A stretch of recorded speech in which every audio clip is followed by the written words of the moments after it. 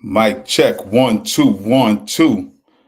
It's your brother Tad, and we are live in the OG Wisdom Podcast. All right. As we wait on my brother Gutter to come through, we're gonna reflect on Mother's Day. Today is Mother's Day.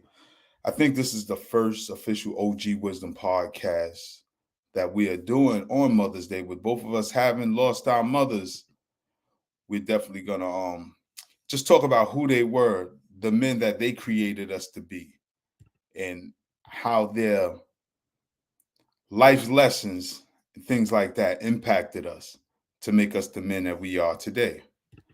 So, y'all hold on a second while I wait on my brother Gutter to come in, and I just bless y'all with our traditional intro. Let's go.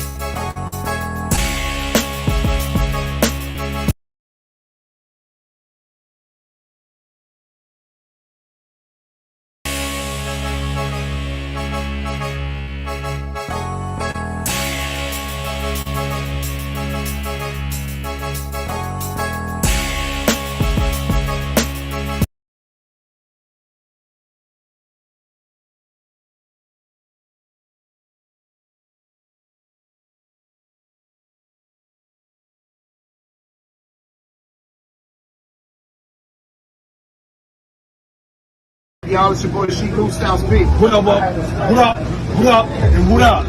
Salute to my brothers. Absolutely. What up? Tad, what up? My brother Tad. What we doing? Make sure you OG check out the OG Wisdom Podcast. You know what I mean? We're in it live and raw from a Lagoon. Good show, my niggas. I love y'all. Most of our leaders come out of organizations. You have to be a part of an organization to be an effective leader. But how do we determine if you're an effective leader if you don't organize the people? You can't just grab the mic or your phone, get on YouTube and say, yo, I'm a good leader because I think I'm a good leader. You have to have a track record of organizing people, setting goals and agendas and getting them done.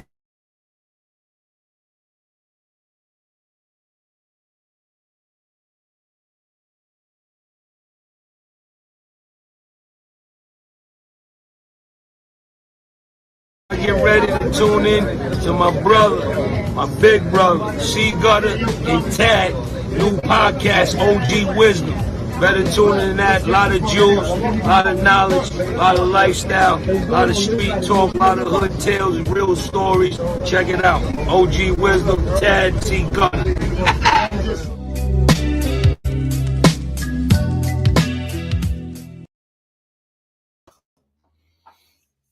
All right, family, all right. While we wait for my brother Gutter to come in, we are recording live from Mother's Day. My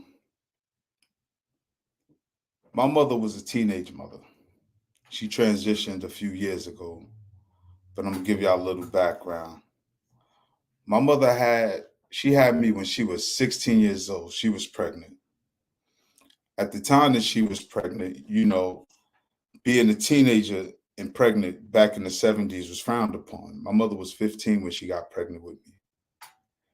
And what was weird about that I've learned later in life is that many people who showed me so much love in my family really tried to denounce the pregnancy, say I wasn't my father's child, made my mother feel bad about being a young girl who was pregnant and not married. So that was a challenge for her within herself. So, of course, being a teenager, she had to leave school early, being pregnant. My grandmother, her mother, definitely was livid with her being pregnant. And she had a lot of challenges, My mother was born in the 50s, raised in the 60s. And she told me about being bussed out to a white neighborhood during the civil rights era. Something that seldom spoke about because many black people didn't ask to go to white schools. A lot of them didn't want to go where they weren't accepted or appreciated and had to deal with that level of hostility. Yeah, in revisionist history, they make it look good. They make it seem like everybody wanted to mingle with white folks and integrate. But from what my mother told me, she didn't want to do that. She went to New Utrecht High School. That I forget what part of Brooklyn that is, but that's a white part of Brooklyn. I want to say Bay Ridge. I believe it's Bay Ridge that she went to school. So she had to drop out of the school, but during her teenage years of going to that school, she was teased by white kids in school. All the black kids were bullied by white kids in the school. And then she said the challenge was once she left school, she had to ride the train through black neighborhoods where, again, just like today, our folks wanted to fight each other. Breeded and raised in self-hate, it was a huge challenge. So she told me about that. She said the one thing that made it safe for black children to go to school, because they were being met by adults and older children, like grown people were outside of high schools to attack young black children. She said it took one visit from the Black Panther Party and all them white people fell back for the rest of the years. She said, and they had no more issues with them. So salute to the Black Panther Party. But here she is, 14, 15, she's pregnant. Now 16 years old, she had me. When she was pregnant, she said my father's mother would give her a hard time. Like, I don't know why you lying. That ain't Clarence's baby. She need to go find the real father. And my mother said she used to go home crying about the mean things my grandmother would say, because my grandmother is a very spicy woman. God bless her soul. She's very spicy. So I can imagine the things she said to my mother. She said my grandfather was always so kind to her, though. She said my grandfather would always tell her, Peaches, don't listen to her. When that baby come, anything you need, you let me know. I got you. So my mother always talked about how nice my grandfather was. She said my grandmother was something else. She said, but the moment I came out and they took me to see my grandmother, like they took the baby so my grandmother could see who this little child looked like, she had to eat her words.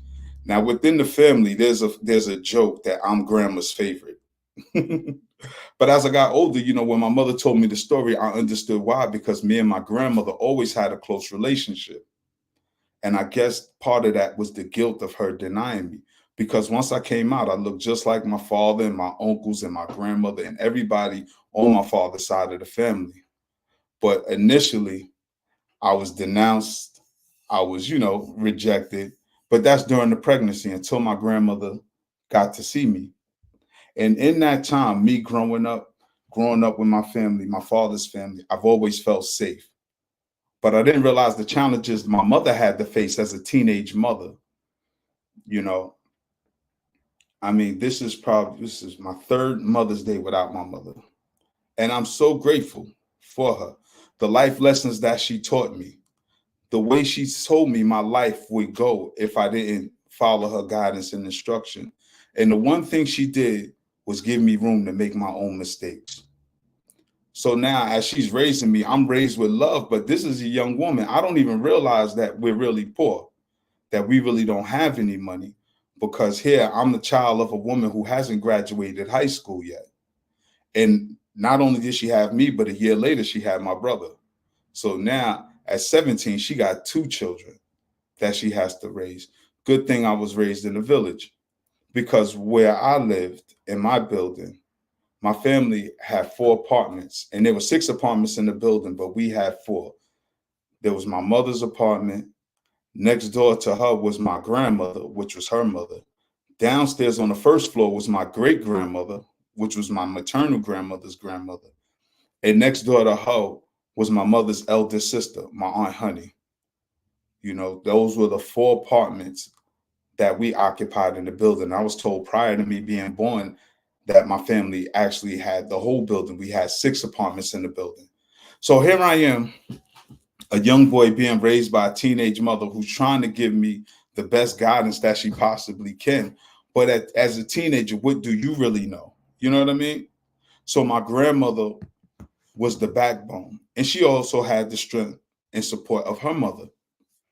Now I'm growing, I'm reared, I'm between my mother's house and my father's house because they're not together, but my father has always been active. But when you're a child and your father don't live in a home, it's not abnormal to you. He just don't live there. Remind you, this is the 70s.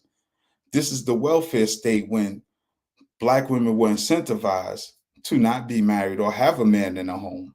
This is what I came up in. So as I'm growing, I'm at my father's house on one block, also at my mother's house. I grew up on 2 blocks. At my father's house, they had a little more. We had color TVs. We lived in a brownstone. We had a backyard. Nothing but men lived in the house, though.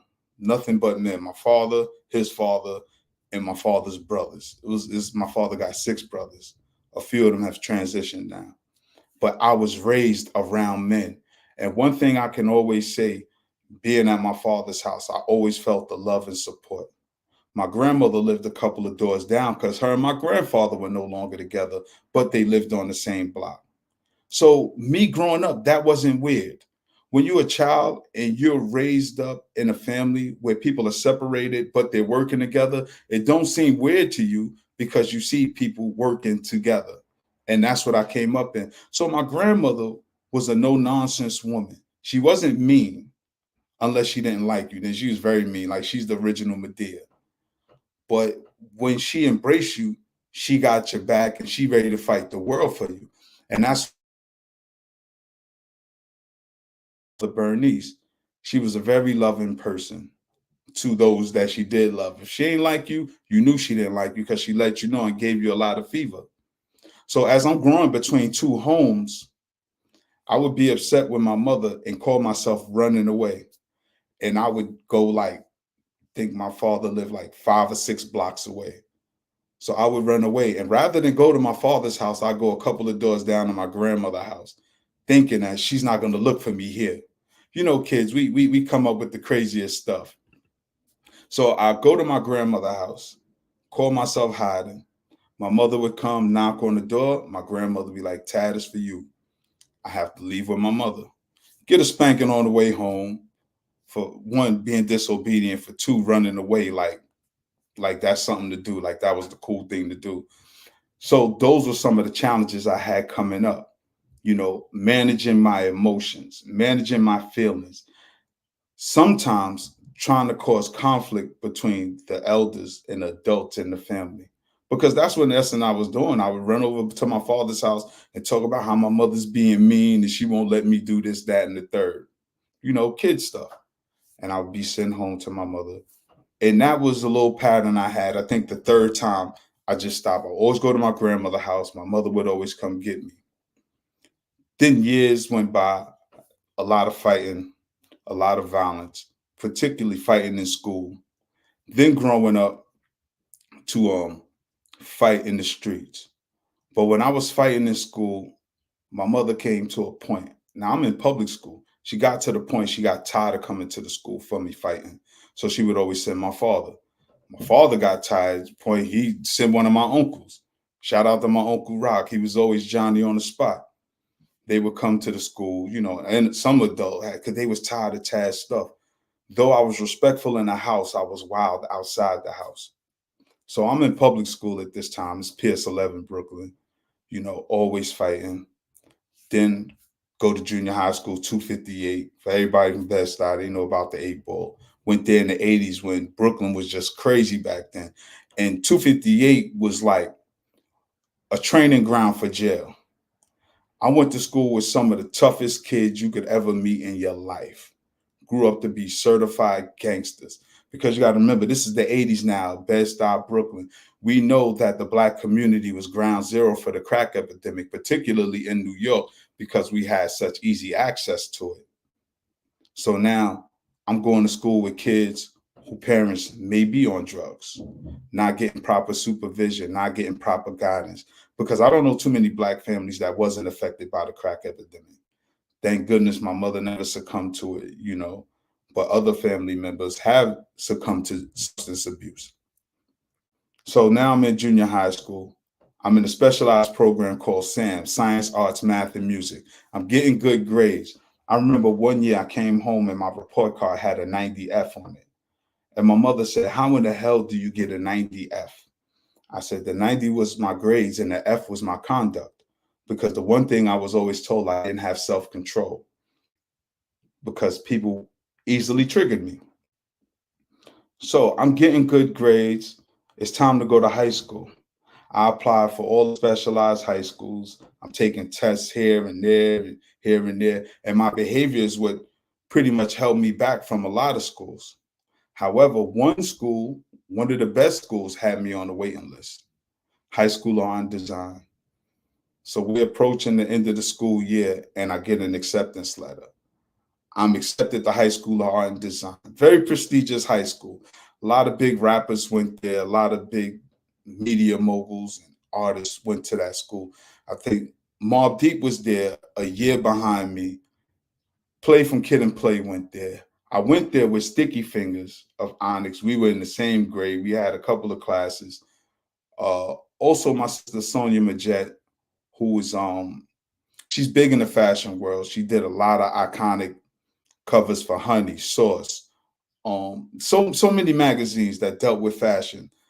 But she's family to me. But and a few other people, my brother Kiambu, my man Derek Cross, who's an artist, beatbox, and a visual artist. Dope folks I went to school with. But when I get my letter of acceptance to High School Art and Design, rather than my mother says, "Congratulations, Tad. I knew you could do it. I'm proud of you." She said, "I'm telling you now, I'm not coming up to the school for your bullshit, Tad." That's what she said to me once I got accepted to High School Art and Design, because that's in Midtown Manhattan. My youthful ears here, they can call all they want. I'm not coming to the school. So I said, "Oh my God, I'm going to go in there and lose my mind." So I went to the school, chip on my shoulder, tough kid from Brooklyn, going to school with all these whites, Asians, Black, and Spanish kids from all over New York now. Because this is the first time I'm really exposed to kids of other cultures. Because in public school, I went to school with all Black kids, a few Spanish kids. In junior high school, a lot of Black kids, a few Spanish kids. This school, I never even seen a Chinese person other than the Chinese restaurant in the hood. Didn't know no white kids.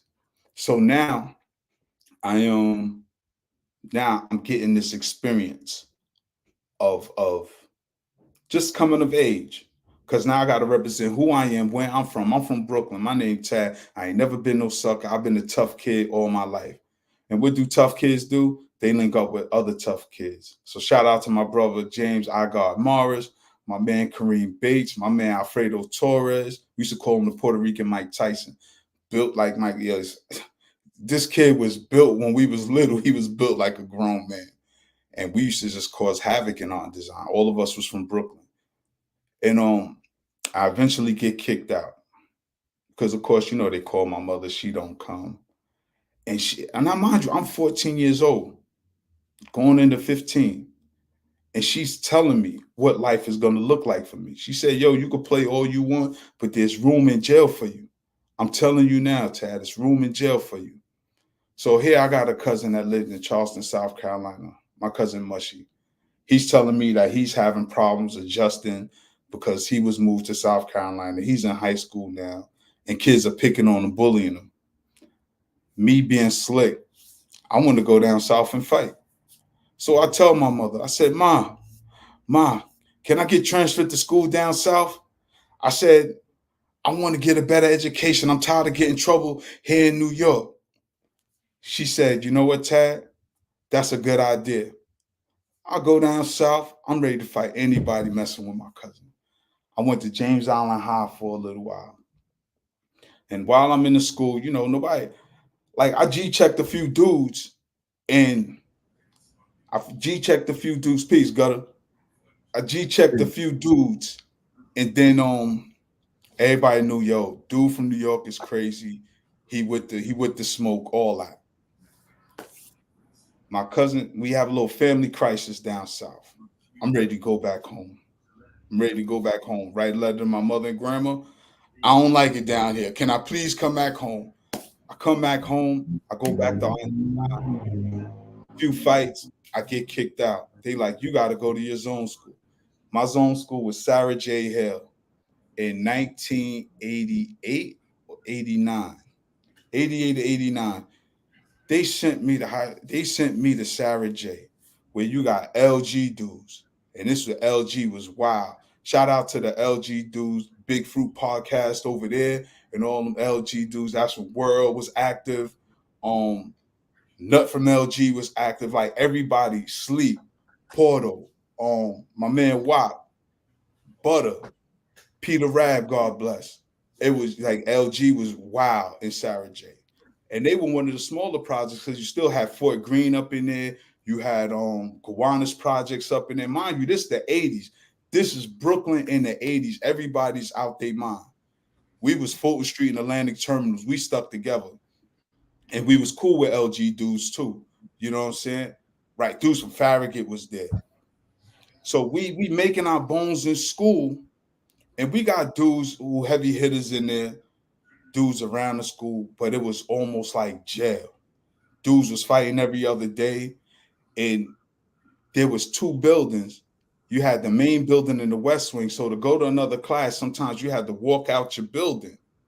And you walk out your building and keep moving. You're not even going to your next class. You're going to the weed spot. You're going to get your 40s and sip on them. Mind you, at this time, hear me, gutter, we kids. We 14, 15 years old. We out there wilding like we ain't got no home training and we ain't got no sense. So we getting into it. We fighting dudes at this time. I'm 15, 16 years old. We got beef with Fort Greene dudes. We finally getting our hands on weapons. We getting ratchets. So we outside with the back and forth banging. And in fact, you had dudes in Crown Heights by St. John's and all them, the Autobots. They was active, but a lot of them didn't go to our school. But we be in each other neighborhoods. So everybody was active, fighting each other.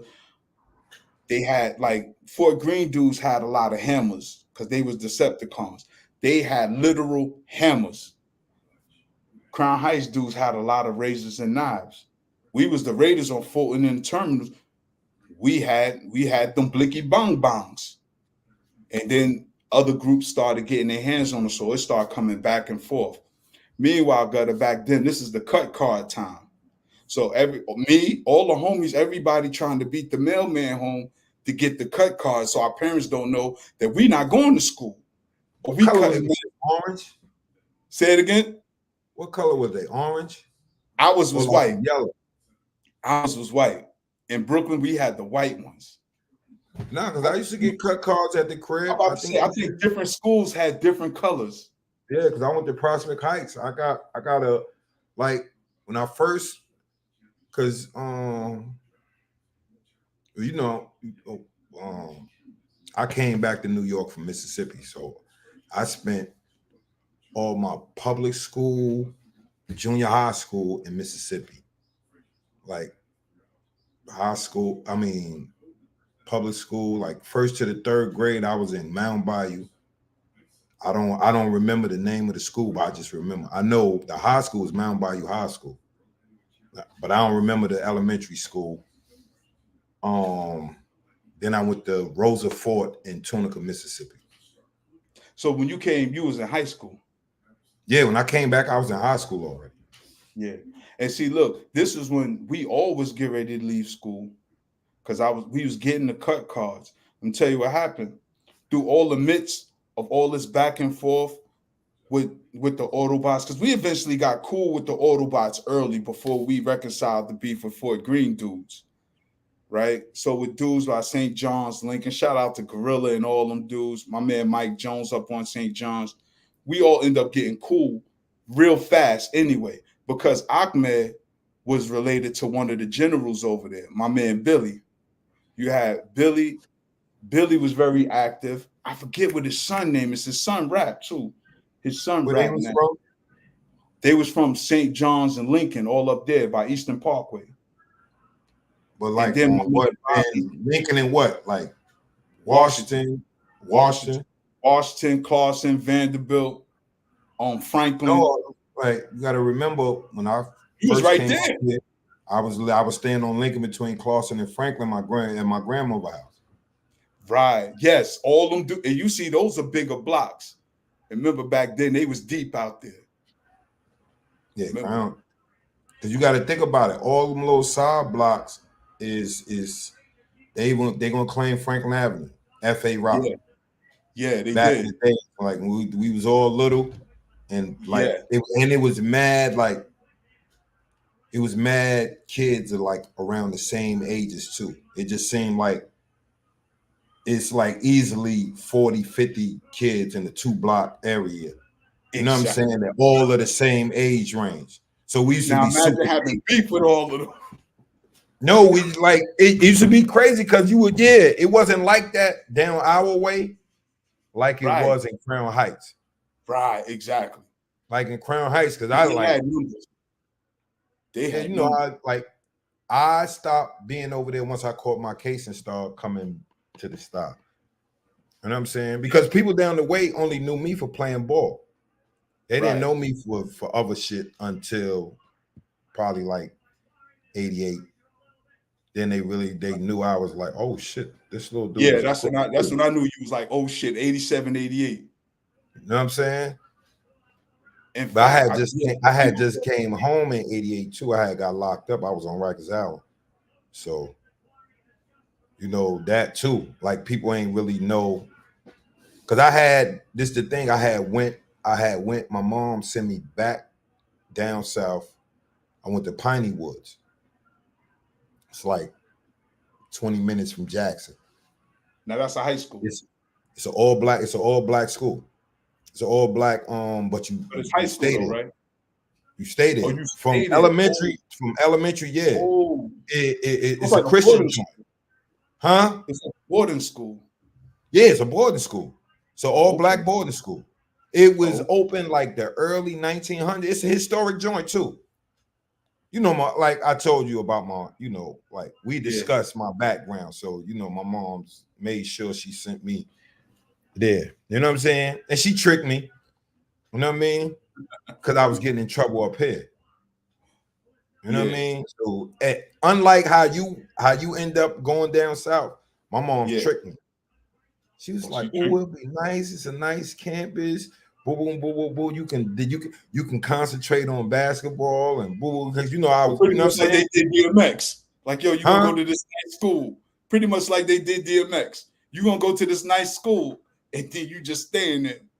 Yeah, but I end up getting kicked out of there. Like, yeah. How old you got to? I was 17. I was 17 because I came up. Once I came back, right after I came back, I got locked up. Like I came back and getting kicked out of school because it was really my I had mad anger issues. You know what I mean? Yeah, I had me mad too. anger issues. You know, and see, that's what I was gonna say. When I was 17 in school, rather cutting school, we used to get in trouble because in my crib, Mel was living with us. You know, Mel's my older cousin, but it was me, Calvin, my brother Calvin, you know, we call him Soup, and Dog. You know, we used to call Doggy Diamonds G-Dog back in the days. He was G-Dog, then Doggy Diamonds. So me, Soup, and Dog, we all a little lord ass. Yeah. We were a little fat boy. We were all a year apart. Yeah, he was. A little fat boy did. So we all was a year apart. So we was all just driving my mom's crazy. Driving her crazy. We be in the crib gutter. Our punishment was to go outside. That was it. Y'all go outside. Get out. Go outside. We go outside. We wilding, but we get all of us getting cut cards, and she's coming down on us now. Why y'all want to go to school? Like yo, we got beef. We got beef. My mother used to say, "Fuck it, die in school, right? But again, she didn't want me always fighting out there because I used to always just be fighting. I was very active. So one day. It's I'll never forget, it was February 13th, 1990. It's Lincoln's birthday. There's no school. Somebody from the terminals come on the bike, like, yo, Fort Greene dudes is looking for you. I'm like, what? I had a short rib in the crib. She like, don't go outside. my little shorty said, don't go outside. I was like, nah, I'll be right back. Mind you, this is a holiday. I'm going to the terminals, think I'm going to see dudes. Dudes is coming up Fulton, gutter. I see them. Few of my mans is with me. We right there at the country house on Vanderbilt and Fulton. I'm like, yo, what up now? Dude pulls out. It's like, yeah, what up? A couple of my men scattered, rightfully so. I give it to Doggy. I love Doggy. That's my cousin. I put him in a lot of hard situations. Because I know a few people scattered. And he wanted to run, but he wasn't going to run without me. He like, Tad, let's go. I'm like, fuck that. You pulled your gun out, now you got, he's like, Tad, let's go. I go over to dude. Gets popped. Then I'm like, oh, I ain't gonna lie, God, it felt like a pluck. So I thought the gun was fake. It sounded real, but it felt fake. So I start chasing him. They boogie. I come back, I'm walking. I get to Clinton. I see I'm bleeding for real, for real. I'm bleeding. He hit me in my leg, but I'm bleeding for real, for real. My initial reaction is a pluck. But I look again, it's just blood dripping all down my leg. And I'm walking like nothing's wrong because my adrenaline is pumped. Because I really want to fight. But it was a flesh. It was just flesh. It went. Nah, it didn't. It didn't hit no bone. So they actually left it in me. Say it again. Oh, they actually left it. Thigh and thigh flesh. Yeah. So boom. Small caliber. I think it was a Trey Deuce or a Trey 8. So they boom. My mom's come out. Had to have been around those two. Yeah, because it would have been, if he'd hit you with you'd have had an exit wound if he'd have had the hollow point. Right. So my mom's come out crying. You know what I'm saying? Because ambulance coming now. I just had to sit down for a minute, and ambulance comes, scoop me up. She like, yo, who did this to you? I said the dudes who be at my school. Right, mind you, it's a holiday. It was on a Tuesday, day before Valentine's Day. Gutter. I ain't gonna lie, with the juvenile mindset that we had, all my homies, like it was like angels was singing. Cause everybody, Tag got shot. It'd be the dudes at school. Cause mind you, the whole crew was getting cut cards. Cause we still kids at the time, gutter. We still getting in trouble, no matter how old we thought we was. So now everybody moms is like, oh, this is what's going on. Y'all don't have to go to school. So now the whole crew is literally not going to school, but we still linking up every day, right? But not only we linking up like we not going to school, we got permission to stay home, but we going to get super active now when we see dudes. Our parents already said we don't got to go to school, but we still linking up because they still the ops. So we out there head hunting. And it was so crazy because when I get to the hospital, right, I'm Big Tad. I just turned 17 and I just had my oldest daughter, Tanisha. But when I get to the hospital, I'm in pediatrics. Elmo and Big Bird all on the wall. I'm like, so I'm questioning, who am I, gutter? Word to everything. Like I'm Big Bad Tad, right? Everybody know, don't play with me. I just got popped, but I'm a father also. But mind you, I'm still in school. So now I got this child. I got shot by this dude I don't respect, who never put no fear in my heart whatsoever, not even with the hammer. And I'm laying there contemplating like, wow, if this dude would have killed me, my daughter would have never knew me. So now my mother's talking to me like, yeah, 17 years she's been putting this in my head to behave myself, to move better and have more self-control. And I'm like, nah, ma, it ain't nothing. Father crying, like, why they trying to kill you? I said, because they can't beat me, daddy. But I said, I'm going to see dudes. No lie, gutter. I said, I'm going to catch him next year. I said, I'm going to lay low, let the heat cool off. Tell me why 4 months later, like in June, 2 a.m, dudes came to the crib. Tried to finish me, gutter. Tried to finish me and hit the crib up because we tussling. I go outside 2 a.m. This was, I want to say this was June or July. It's 2 a.m. I'm going to the country house to get a cheeseburger. Something said, take the thing with me. But then I'm like, nah, because I might get thrown down. 2 a.m, you just outside, that's when Jake's, just throw you down for anything. For those who don't know what throw you down mean, that's just a stop and frisk. Right? Boom. So I comes outside, my cousin Sherry and Tanika. Remember Pam's sister Tanika, her little sister, Pam from Clinton. Or we Big. gotta give both definitions of throwing something Yeah, down. get robbed too. Also a robbery. Yes, also a robbery. That's right. So in this context, we talk about stop and frisk, but I don't have nothing on me. So Sherry and Shanique is just sitting outside. You know, back in the days when it's nice outside, you just on the porch, on the stoop. Everybody on the stoop. Right. So it's just them two. We listening. They playing Shabba Ranks. You have to kill me dead. Yo, it's crazy. I'm standing there talking to them, gutter. 4 dudes came out of nowhere. He's like, yeah, what up? Sherry like, yo, Tad, you know them? God, I still got to talk my shit. I'm like, one of them shaking the hammer in his waist. He just shaking the handle, letting me know he got it. I was like, yeah, I know them. I stood up, yo, y'all ain't gonna do nothing because I tried to boogie in the building. Caught me with a Pepsi bottle. Clean. That's back when the bottles were still glass. That don't stop me. The butt of the 9 stopped me. You know the difference between the glass and the hammer. Caught me with the hammer. Boom. So I said, all right, they serious. And you remember my hall was small. The vestibule, my building on Waverly, it was small. Yo, gutter, I'm in there fighting for my life. I'm yelling for Noon. I'm yelling for Jay. And I'm bugging because I got the steps in the, you got the landing and the stairs. Yes, you know. You got the landing and the stairs.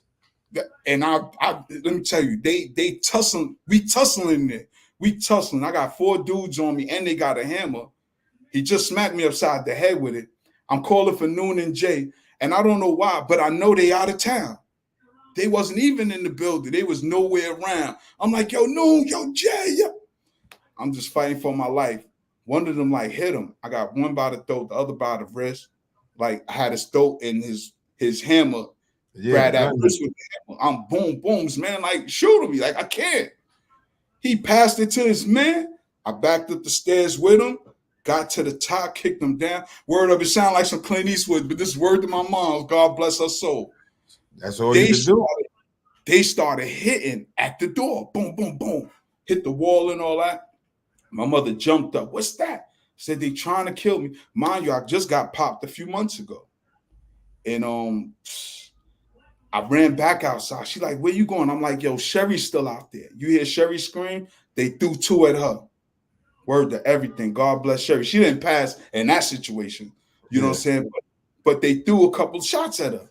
And then, hold on, gutter.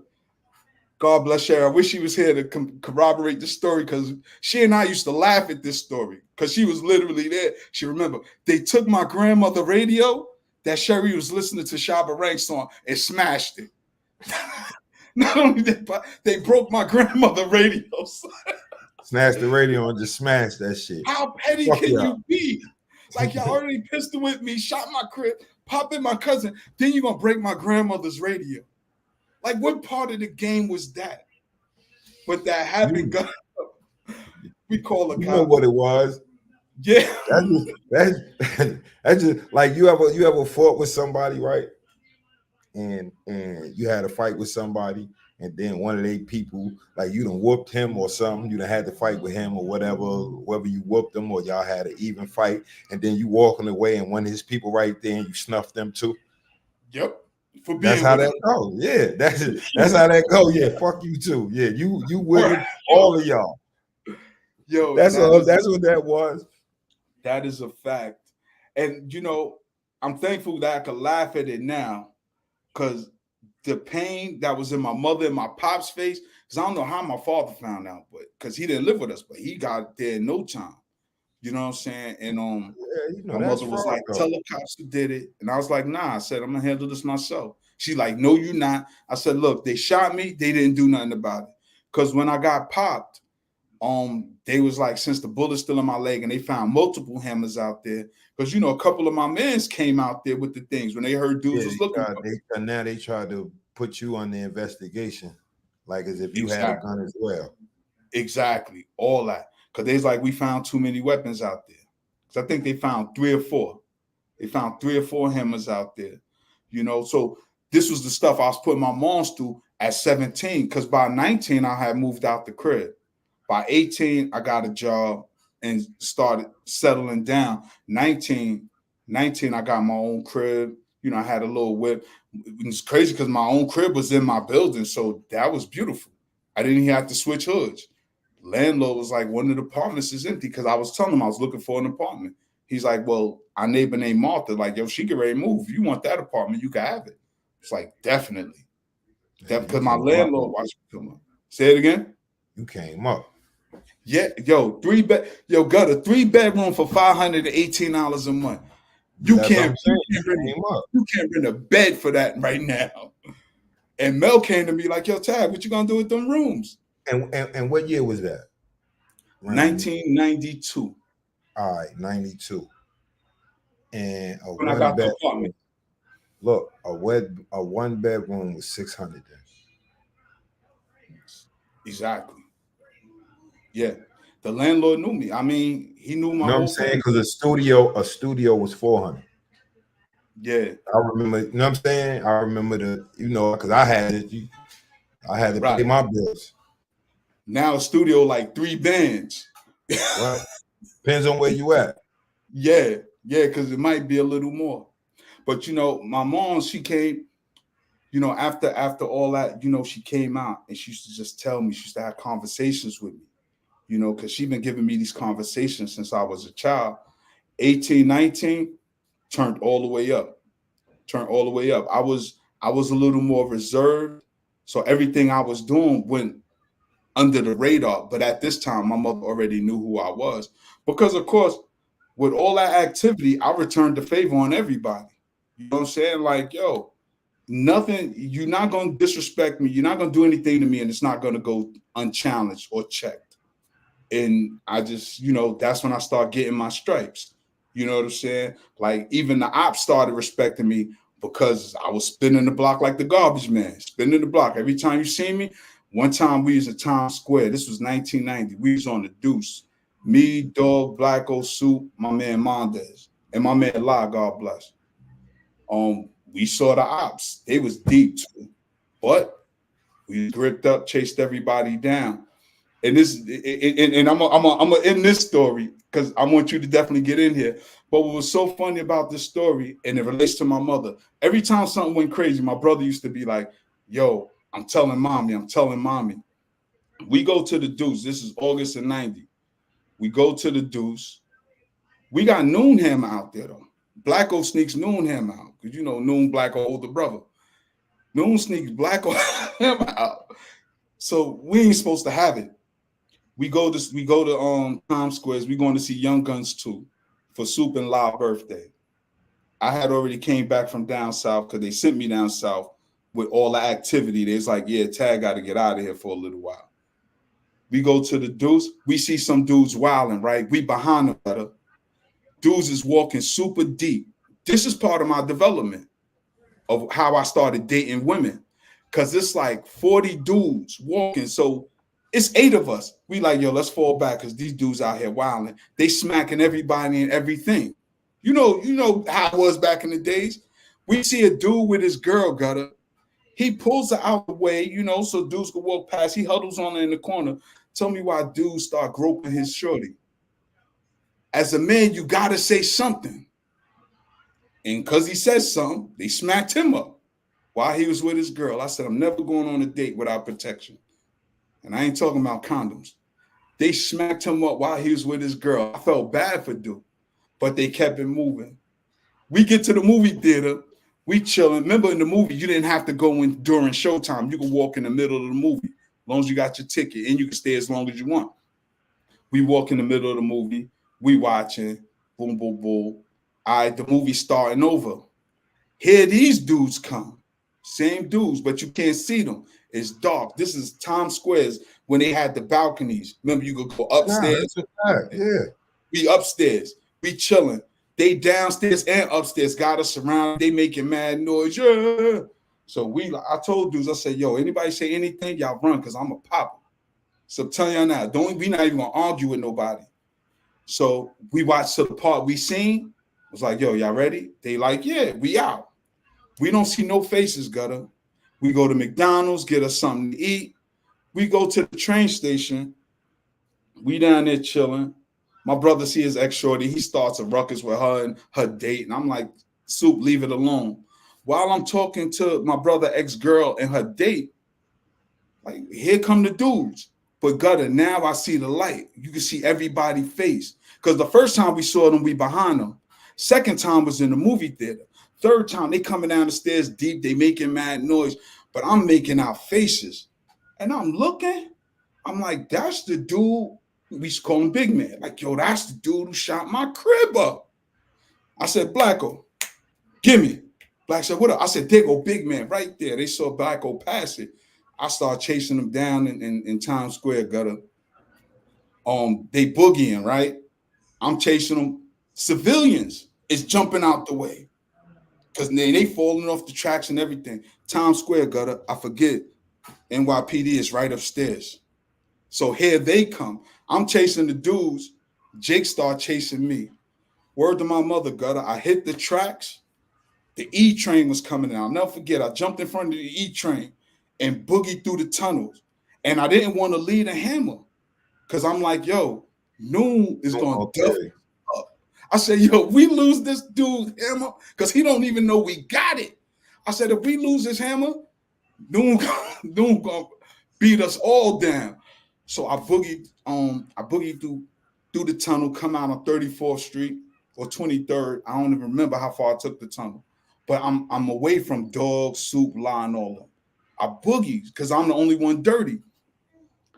I walked down to Chinatown, walked through there by Washington Square Park and all that. Some brother was like, yo, man, if you dirty, don't go that way. He said police is throwing down all the brothers because they just beat up some skinheads. I was like, no doubt. You know, I was happy to hear. Because remember, the skinheads was active at one point too in New York, in Manhattan. If you can remember, the skinheads was active, but only in the village. So boom, I walk through Chinatown. I see the D train. I said, oh, sweat. I could take the D to Atlantic Avenue because I was just going to walk all the way home. But I got tired after a while. I get on the D train. I get off at Atlantic because I'm like, you know, it's the Barclays now. But remember, back then, there was no Barclays. Yeah. I'm like, yo, I could go home from here. I could walk home from here. I get off. I hear, yo, Tad. I turned around, gripped. It's Dog, Soup. Yo, we just started bugging. Dog is like, he telling my brother, like, I told you. He said he wanted to call your mother. I said, call and tell her what? He said, exactly. I told him, like, yo, let's just wait to see what happens if he comes home. You know what I'm saying? And, of course, I came home. We go in the house. My mother was like, yo, how was the movie? I was like, oh, it was nice. She said, y'all had a good time. Yeah, we did. We ain't tell her nothing about the fiasco that went on. We ain't tell her nothing about seeing the dudes who did what they did to the crib. Because, of course, my mother already know. I didn't pop. They already hit up the crib. But I chased them down. And, of course, I saw them again in their hood after that. You know, like I said, I was spinning the block like a garbage man. So they just got tired of me. Like, every time we see this dude, he's coming for us. He's coming for us. But I look back at, as a parent now, this is the stuff my mother had to deal with. And her strength and resolve to raise a dude like me and never co-sign it, Gutter. Because some of my other mans, you know how I go when dudes' mothers be like, not my son, he a good boy. You told my mother I was out there fighting or clapping, she knew it. You ain't had to convince her. Now, if you said I harmed a child or disrespected an elder, she gonna second guess that. But if you said I was fighting or going at the ops, you ain't got to question if she believe it, even if you was lying, because she knew that was my character. I just wasn't hurting no elders and no children and stuff like that. Yeah, that's the only thing that was going to stop me from doing anything when I was younger is an elder. You know what I'm saying? I mean an elder. I don't mean like an older person, a real elder. Older. Yeah, I'm talking about an elder. Like, no, I mean, and I don't mean just an older person. I mean somebody that's old enough that shows authority, natural authority. Yeah. You know what I'm saying? Like in the community where you respect them regardless. You know what I'm saying? Because of their presence and stuff. Boy, stop. You know what I'm saying? And you know this Mr. Jim. He tell you to stop. Nigga, you better stop before he grab your little ass. You dig what I'm saying? Shit like that. Not just the older drunk nigga that, you know what I'm saying? Right. Just talking crazy all the time. Yeah. You gonna respect who deems that respect. That's one thing my mom told me is like when I was little is like you're gonna respect everybody that gives you respect too. If you don't got it, you don't have to be respectful if they disrespect you. Yeah. Yeah. Respect is always the order of the day. Yeah, and that's one thing my mom's taught me. So I was, and she always told me like, voice if you feel something you've been wrong. Yeah. You know what I'm saying?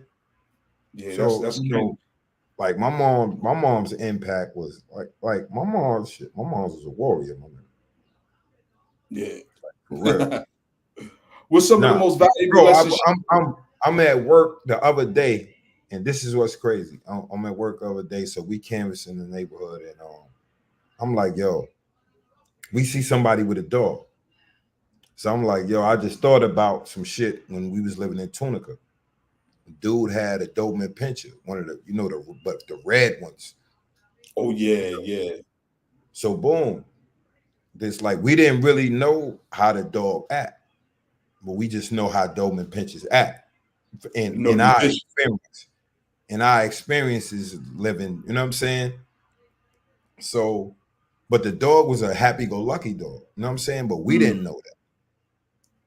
He Right. opened the door, the dog shot out the door Wow. and shot dead at us. You know what I'm saying? Bro, my mom's clotheslined the dog. What? On God. My mom's clotheslined the dog, slammed the dog. You know what I'm saying? The dude apologized, like, because it was a dude who had just moved in like a couple months prior to the house next to ours. And he was a younger cat. You know what I'm saying? Okay. He was an adult, but he was a younger cat. You know what I'm saying? He was like in his 20s, some shit like that. So he had the Doberman Pint, man. That shit was like, I was like, I'm stuck. Yeah. The dog Yeah. coming at us. Man, my mom's clotheslined the shit out that dog, my nigga. Yo, that's that maternal instinct, boy. Yeah. And like my mom's had a few incidents because my mom's worked in my mom's worked on OBGYN, she delivered babies and shit like that. So she always was in the hospital. So when we was living in Tunica, I think this is the last time she worked at the hospital there. She put her hands on some white lady in the elevator. You know what Wow. I'm saying? Yeah. Like Yeah. I seen my mother get busy and one time. and that's like, my mom, like I said, my moms and them, they came up into the Panther shit and all that. So my pops did the martial arts shit, and my mom's did some as well. You know what I'm saying? Not like to the extent of my pops, but she did some. Know how to defend herself. Yeah. So she fucked, and my mom's wasn't no little lady. Mm. You know what I'm saying? My mom's wasn't look. My mom's was like built. You know what I'm Okay. saying? My mom's built for ass whooping too now. Like, Look, I'm put a picture of your mom's up. It's crazy because you could look and see she looked like a no nonsense lady. About how old was she in this picture? shit, I don't even know. Like the afro, the straight face, like no giggling and smiling. Mama love meant business. Now, was Yeah. you alive when she took this picture, or this was in her younger years? Of course, it's her younger years, but Yeah, I'm not sure. I'm not yeah, really sure. You know what I'm saying? I don't even know. I may have been, because this, like, I was born around this era. I was born in 69. right, So she got that Angela Davis looking shit. right. You know what That's I what I mean? see. Yeah, But she got the older joint where she got the cat eye glasses and all that shit. yeah, But yeah. she even younger than that. Oh, word. Yeah. She Okay. looked just like my older sister, rest in peace, right there. Yeah, I tell you, I bug out because a lot of lessons my mother was trying to teach me when I was young, right? It never really kicked in because in all of our lives, we got those transitional points, those pivotal points in our lives where we have those growth spurts, and not physically, but just mentally and emotionally. Like when we were teenagers, My mother used to always say, I don't want y'all in and out the house. This is summertime. We teenagers. Again, because it wasn't like I was the only child. It was me, Dog, and Soup. We were the three amigos, but you still had Mel in the house, who was a little older before he moved out. Sherry stayed with us for a little while because she would be back and forth. And then I still had a little sister. My little sister Cammy still. So my mother's managing all of these people. And I swear, Gutter, it wasn't until one of my last conversations with my mother before she transitioned that I realized how young she was. Because when we was like 15, 16, there's no school, summertime, we outside, but we in and out the house on a Monday, Tuesday, Wednesday night. We ain't no school in the morning. And she used to say, yo, I want y'all in this house by 10. Like, Ma, like, come on, we right on the stoop. She said, yo, I don't want to keep hearing my door open and close all night, and I don't know who's in and out my house. He's like, well, it's us that. She's like, I don't want to hear it. I got work in the morning. So we used to have to sneak and just not let the door slam. But when I got my first apartment and me and Mel lived together, Mel would have company. And then later down the line, like a year or two later, my cousin Simbo came to live with me. You know what I'm saying? Because, again, I had 3 bedrooms, So it was just crazy because I knew exactly what my mother meant now because I got a job. And I don't know who's in and out the house, Gutter. I got the blicky under the pillow all the time, but my door is opening and closing. I don't know if somebody's walking out with living room furniture or TVs or what, because I'm in the bed, but I just keep hearing my door opening and closing. And I said, this is what my mother was talking about. You get anxious. It causes anxiety. Right. And I had to be to work at 7 o'clock in New Jersey. So I used to leave the house at 6. I used to get up like 5:30, leave the house at 6 to be to work at 7. So, my nights was early then. And I'm a teenager still. I'm 19 years old. And it was just crazy because I was like, this is what she's talking about. And then I remember I got my first income tax check, right, Gutter? So, look, I got $3,500. I'm balling. I got $3,500. At least, back then that was some money. I went to buy a car. I was looking at a 5.0, a burgundy convertible Mustang 5.0. I wanted it so bad. She talked me out of it. She said, well, Tad, you don't want to spend all that money on a car. This is your first car.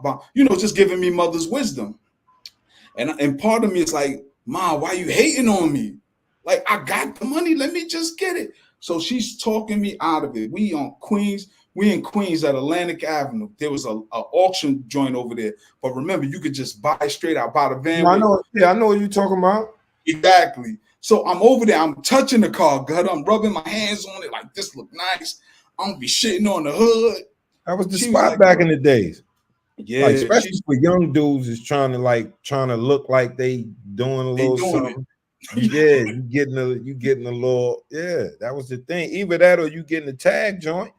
And you gonna get an up to date joint. Nigga get tag joint for about 2,500. He balling. Whoa. So I take her advice. She was like, look, Tad, if you want, at the time she had multiple cars. She said, I'll sell you one of my cars. I said, word? Which one? She said, the blue one. It was a blue Pontiac, 1980 something Pontiac 2000. Right? It's a little 2-door joint, but it was reliable. I knew the car. I used to drive the car. When I wanted to borrow a car, she would let me hold it. She said, I'll give you that car for $300. I was like, oh, hold up. This is making sense now, Gutter. I gave her the $300. She gave me the car, the papers, just signed it over to me, went down to DMV. Because I'm 19, but I got to do grown man stuff. I got to go to DMV. Like these dudes now want their parents to do everything for them. Back then, I'm still a teenager, but I know I'm a young adult. So I get the car, right? Yo, we cruising. We running, making liquor store runs, going to the weed spot. We on Atlantic and Nostrand. Tell me why a Spanish Bayside, the Bayside oil truck, the company, they had a van back then. And he sideswiped me on Nostrand and Atlantic. Oh, man, God, this is my new car. It's not brand new, but I just got my car. Had it for a few months. Dudes get out and want to beat dude up. I'm like, y'all chill, because I got to make a police report. We can't beat them up, and then I got to sit here and wait for the police. So automatically I had to grow because we couldn't handle conflict like we used to when we were children. Remember back in the day, somebody violate, you just punch them in the face. Like, what'd you hit my car for? But I'm trying to be mature. Dude hit my car. we get the car fixed. And it was crazy because all I kept thinking about, if this was my 5.0, I might have lost it. Had he tore the door off my 5.0 gutter, I would have lost it. And we was right there on Nostrand and Atlantic. So that was another lesson that I learned from my mother, because she told me don't do it. She used to always say, Tad, an accident don't have to be your fault. That's why it's called an accident. You know, and that was a jewel that I walked away from. You know, you got to watch out for other drivers. It ain't just you on the road. You know what I'm saying? Because, you know, when you're young, you got your whip, you love the speed. You love the feeling of the speed. And that was another jewel she dropped on me. And as life went on, I realized that a lot of things she told me was in my best interest. But then there was some information she gave me out of fear on not to do certain things, you know, because as a parent, you want to protect your child. But there's some things I had to learn on my own, because your mother's your first teacher, but experience is the best teacher. And, you know, So we wasn't afraid to go out and live life. I think it's only one time my mom's, like, out of frustration, gave me some advice that, like, she, like, against her own joint, like, I was getting in trouble. She was like, yo, why don't you just take your GED and go in the army? My mom's is totally against the military. That's how frustrated she got. Yeah. She was like, you smart enough to take your GED? She was, you know, but she was trying to, like, give me all the positives that you can get out of it. You can get your diploma. You get all the benefits. You get your GI Bill. They're gonna pay you to do this and da da da da da. She did, you know what I mean? And my mom's was staunchly against being in the military. Right. You know what I'm saying? Especially the U.S. military. Yo, and that's crazy, because that's how I was. And my son Khalid went to the military. But I'm proud of him, because he makes a lot of good decisions. No, but that's a choice he made. Right. And I had to respect that. Yeah. That's not something that I put on him. That's not something you told him that you were against.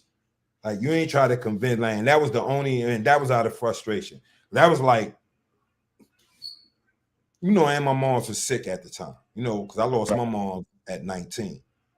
You know what I mean? So she was sick at the time too. So frustration, you know what I'm saying? And her being sick, she didn't want to be, you know, worrying about me and shit like that. So no, it was that. Like, I think that was like a last ditch effort. It's like, fuck it, so I don't lose my baby before I go. Yeah, because my mom, you know what I'm saying? My mom's like really, her mortality weighed heavy. You know what I mean? As far as the future, like what my babies, you know, and I'm the baby from my mom. That's what I was great. What my babies is gonna do. So let me, you know what I'm saying? I see he going this way crazy. Let me at least try to convince him to do something. You know what I mean? He ain't listening to nothing else. Yeah, that, and you know it's crazy, because that was my mom. She didn't tell me to go to the Army, because I tried to go anyway. I tried to go to the Navy, but they wouldn't accept me because I had just caught a YO, a youthful offender, for of robbery. You know, when I was young and dumb. You know, somebody one of my mans, his family stole a package that I had stashed in the mailbox. So the dude I was hustling for wanted to do my man dirty. And I was like, I can't let you do that. He's like, yo, this is a lot of money.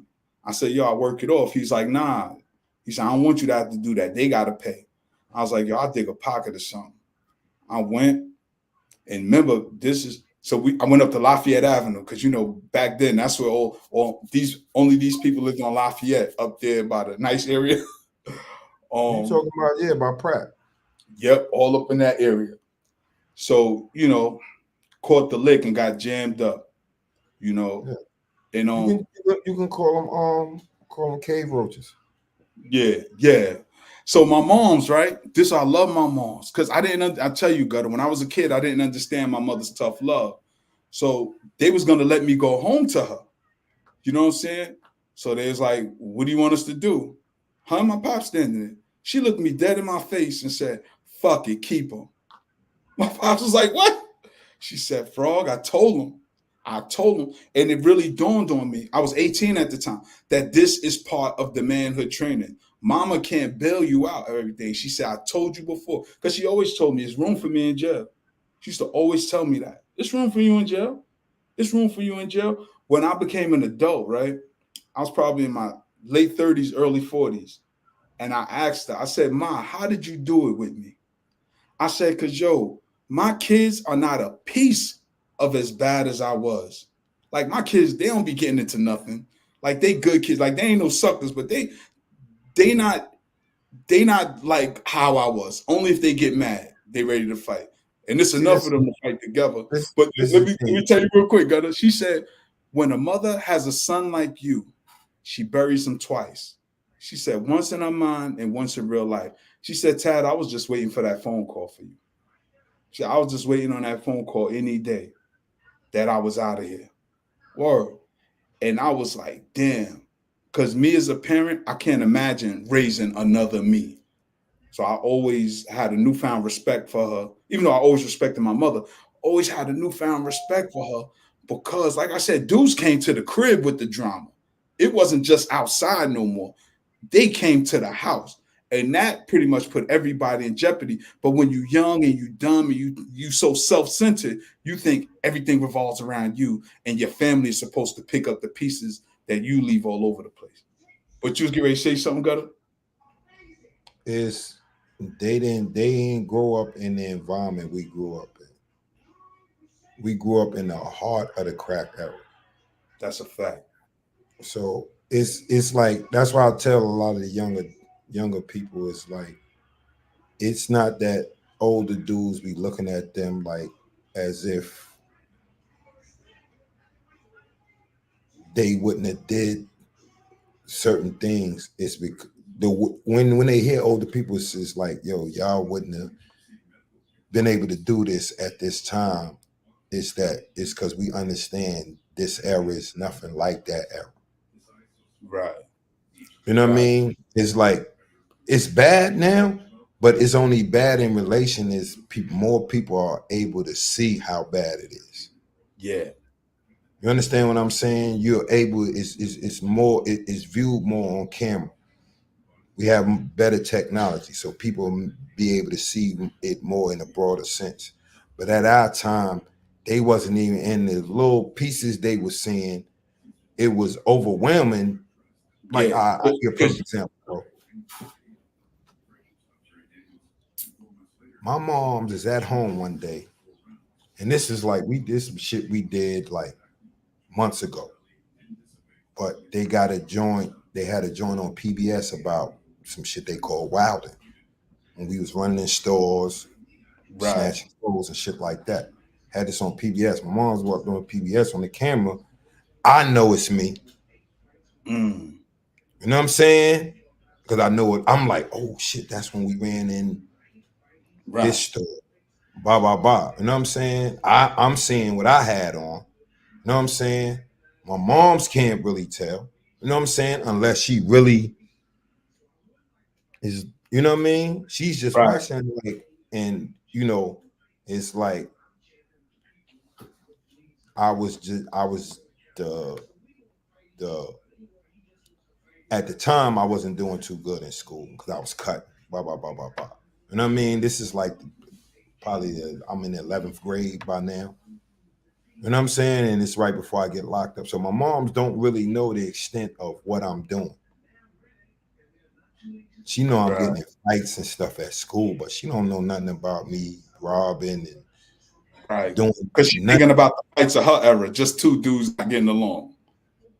You see what I'm saying?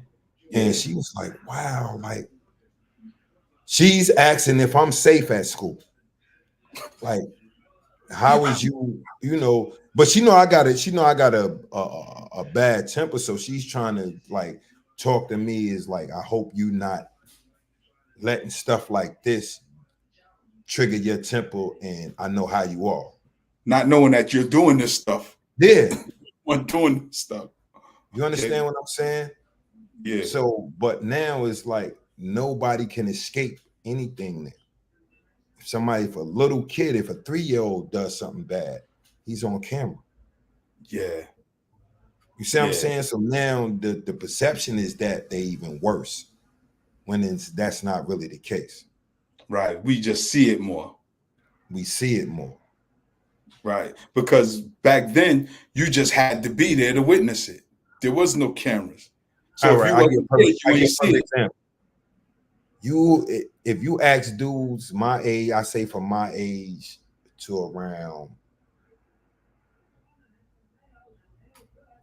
I say 48. And if dudes ask you about and you ask them,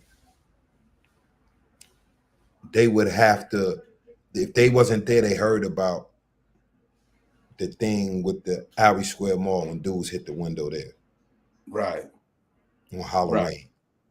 Right. It was 86 or 87. I can't remember the exact year, but dudes would know the incident. You know what I'm saying? I just happened to beat it. You know what I'm saying?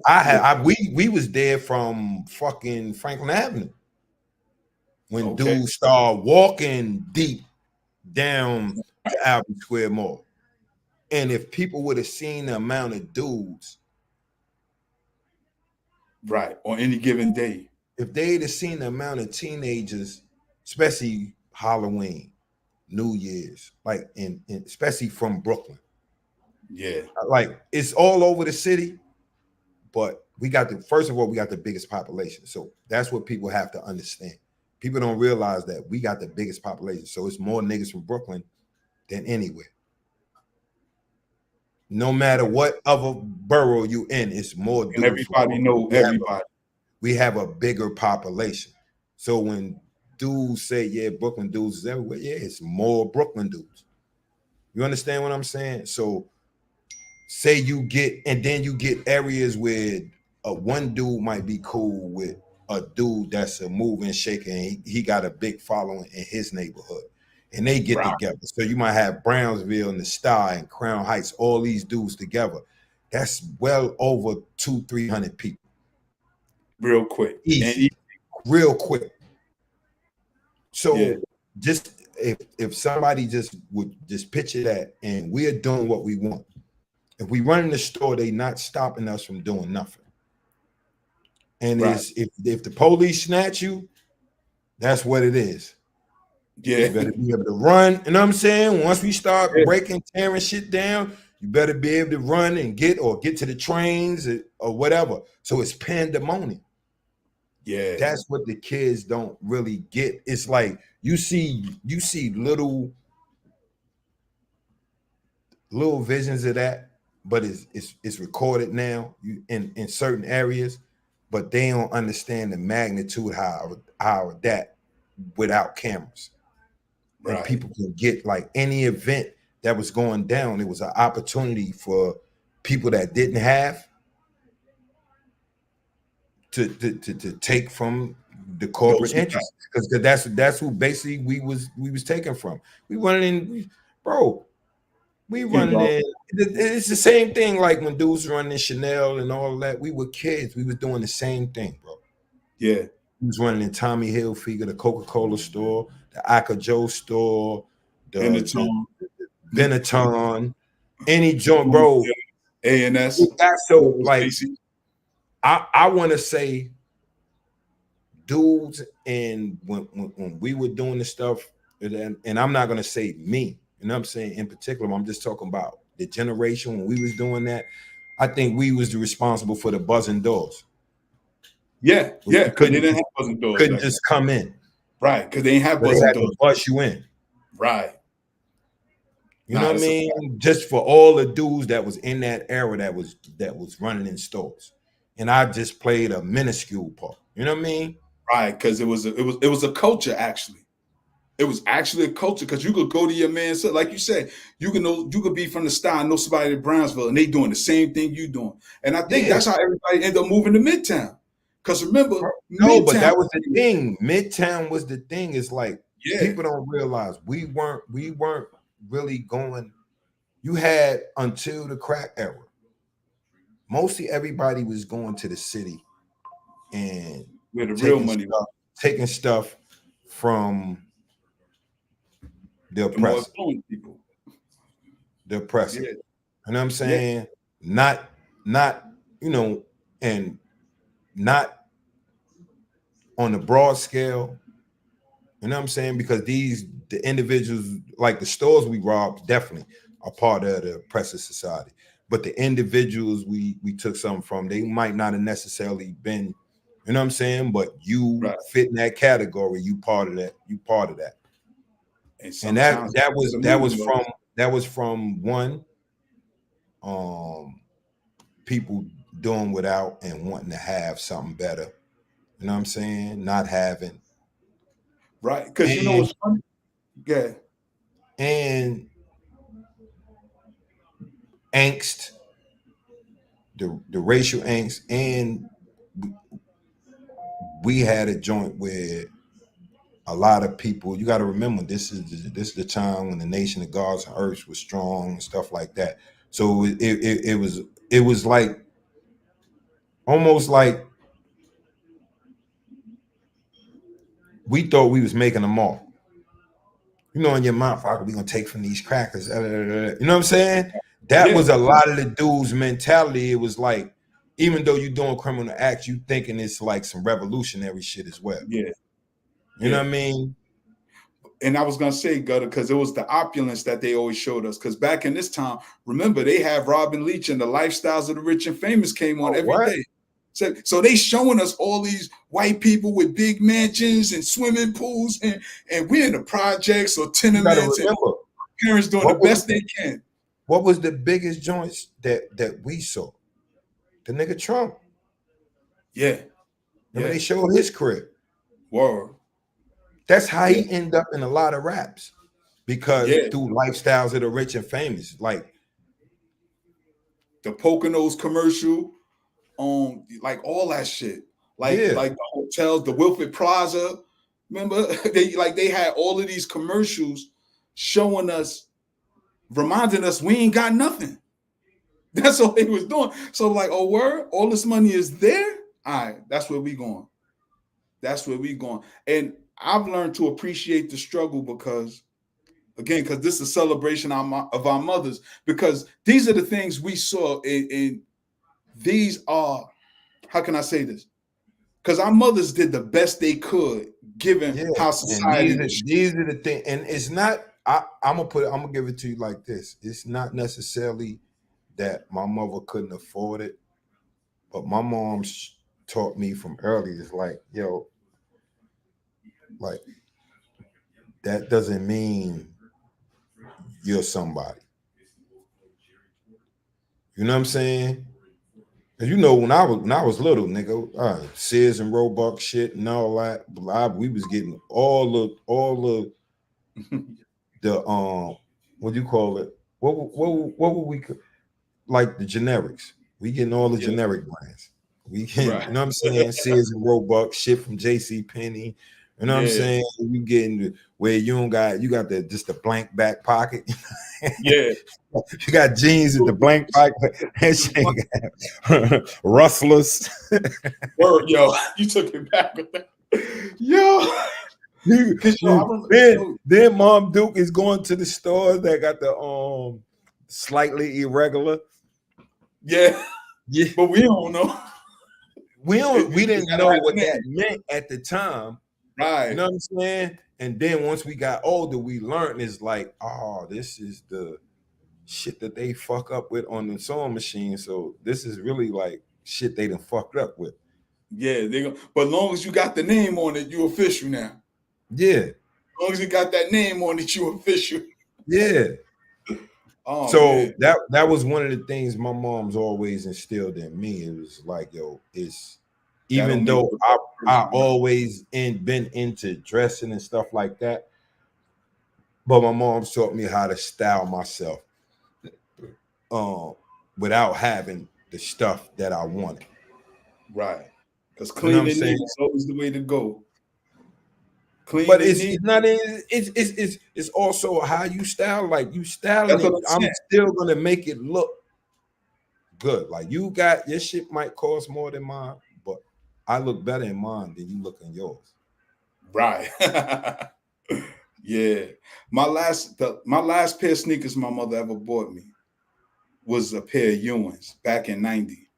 And like her limit was like 40, maybe 50 if she had some extra bread. But sneakers was generally $40, bro. right? She bought my last pair of Ewans for 70. She said, Tad, I'm only buying these for you because I'm not buying you no more sneakers ever again. She said, so I'm gonna let you have these, right? And it was $70. Because how I used to freak it, right, Gutter? If I wanted some sneakers that cost $60, I just do a round robin. Get money from my mother, get money from my grandmother, get money from my pops, and then go see my grandfather. Or I might get an outfit like that, get a little bit from everybody and put it together. I still was getting allowance like at 16, 17, but that shit was like a dub a month. Like, mom, like what? Like you Yeah, a dub? Like, you know what I'm saying? So I already had, you know, a little bit of hustle. Plus, you know, my uncle, in the apartment building we lived in on St. James, I used to sweep the floors for what, $50 a week. I used to get Oh, $50 that's a money week. right there. My uncle, yeah, That's you know what I'm money. saying? Yeah. So that was where I was getting the sneakers. Like my last pair of sneakers my mom's bought me, I was in the 10th grade, and they were for my basketball team. No, it was the 11th grade for my basketball team. When I went to Piney Woods. That was the last pair of sneakers my mom was bought. You know what I'm saying? Yeah. That was only because I was in boarding school out of town, and he out of trouble. I can, you know what I'm saying? Yeah. And then like before I went, you know, I did mad, like I got laced in my way too. Like I went down there, I was laced. You know what I'm saying? Like I Yeah. did my thing in the streets as far as doing robberies and digging pockets Yeah, and I stuff. was about to ask you about that. Was your mother still around when you caught your first case? Or how old was you when you caught your first case? Was your mother there? I caught my first case with a real case, Yeah. or just because I was getting like misdemeanor shit. Okay. Like So I yeah, never let's say your first real case. coming up. My real case was 17. You know what Oh, I'm so she saying? was still around. Yeah, my mom's still around. You know what I mean? And what But she say to you? Because I know sick. she had to. I knew She you was had to. sick. So Mm. my mom thought I was getting high, my nigga. And I mean, not smoking weed, smoking crack. Like she was like, "Yo, do you smoke crack? Like what is you doing? Like, you know what I mean? Yeah. You know, because it's like, but my mom's always knew like I had a temper problem, Right. and all my cases at that time, because I didn't get locked up for robbery, or it was all violence on somebody else. You know what I'm Yeah. saying? So yeah, my first case was actually before the serious case. It ended up being a misdemeanor, but it was violence. Transit police collared me up on Franklin Avenue, told me I didn't pay with the ticket. You know what I'm Franklin saying? Fulton or Eastern Parkway? No, Franklin Fulton, where you get Okay. the tickets, where you pay with the ticket, Right. you get on Right. the show. Remember Back back in before the you days, moved you up. drop the ticket in the bucket.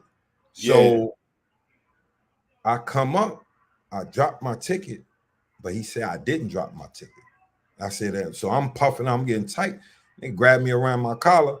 You know, my instincts are two-piece them. You know what I'm saying? Yeah. Because you got to understand, it's like the way my mother and father raised me. And like, if you feel you in the right, you'll never back down.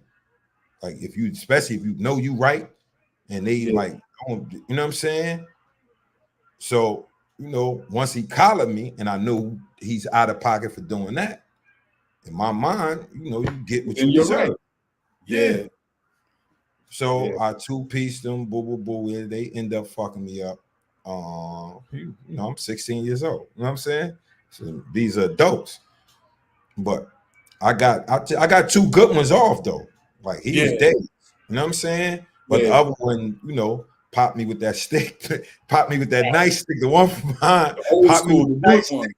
stick, it went all downhill from there. You know what I'm saying? And look, that's when police ain't care about police brutality. Yeah. They don't now. Yeah, they don't now, but they But back just more then, they was circumspect. real rough. They know how to maneuver with it now. Yeah, because Then back they then, was just blatant. outright crack this nigga head. You know what I'm saying? So but that was also the mentality at that time too, because we kind of knew that was going to be the end results anyway. Yeah, Because at that time I seen mad dudes fighting police. My God. yeah, Like yeah. police grab nigga two-piece him. Because I think we already knew when we was approached what was going to be the end result, especially if we was in the wrong anyway. You know what I'm saying? Right. Like, and he was always viewed as the ops. yeah. So, yeah, that, I end up going through the system, but they, I was I didn't get to the island. I didn't get the Rikers. I RR'd. And then they end up putting me on 6 months DAT. I had to do shit in Prospect Park. I had to do community service in Prospect Community Park. service. Yeah, and then the next one was shootings.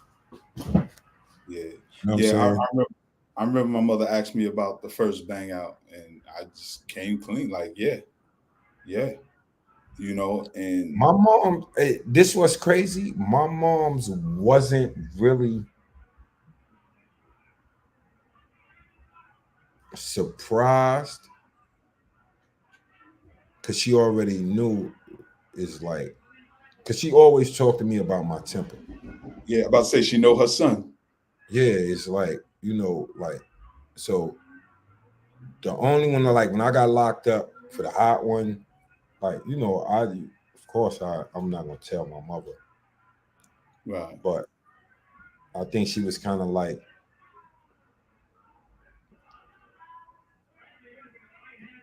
up in the air with it. You know what I'm saying?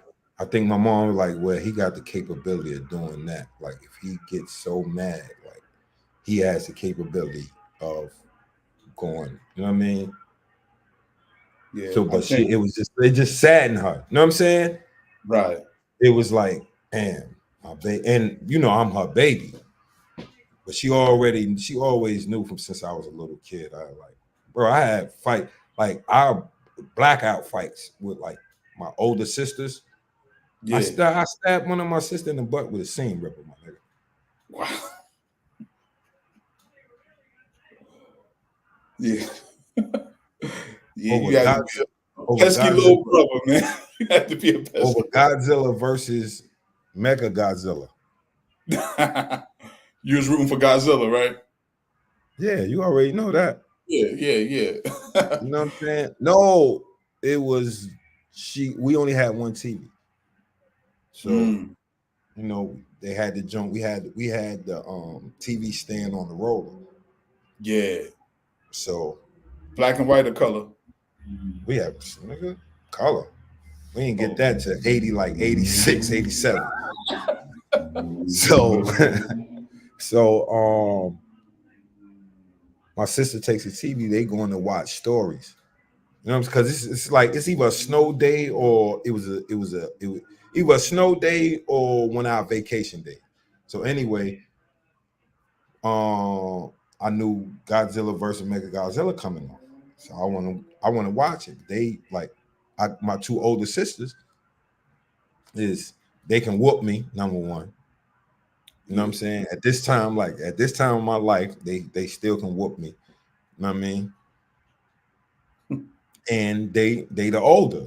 So they like, no, we watching this. I'm like, so boom. They had it in their room plugged up.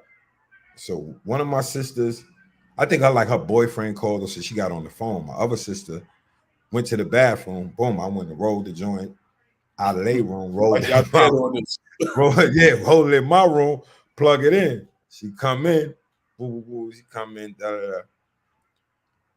So we tussle over the joint. She end up plucking me out. You know what I mean?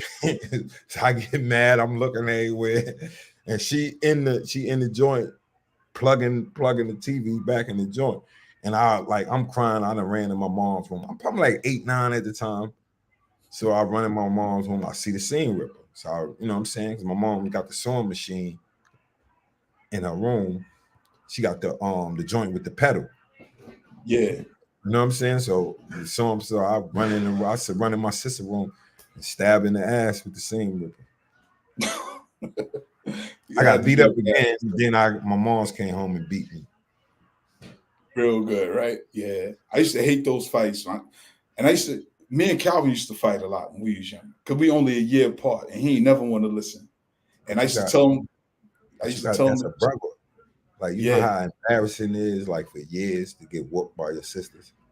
But they bigger. Yeah. I don't give a fuck. That's embarrassing, my nigga.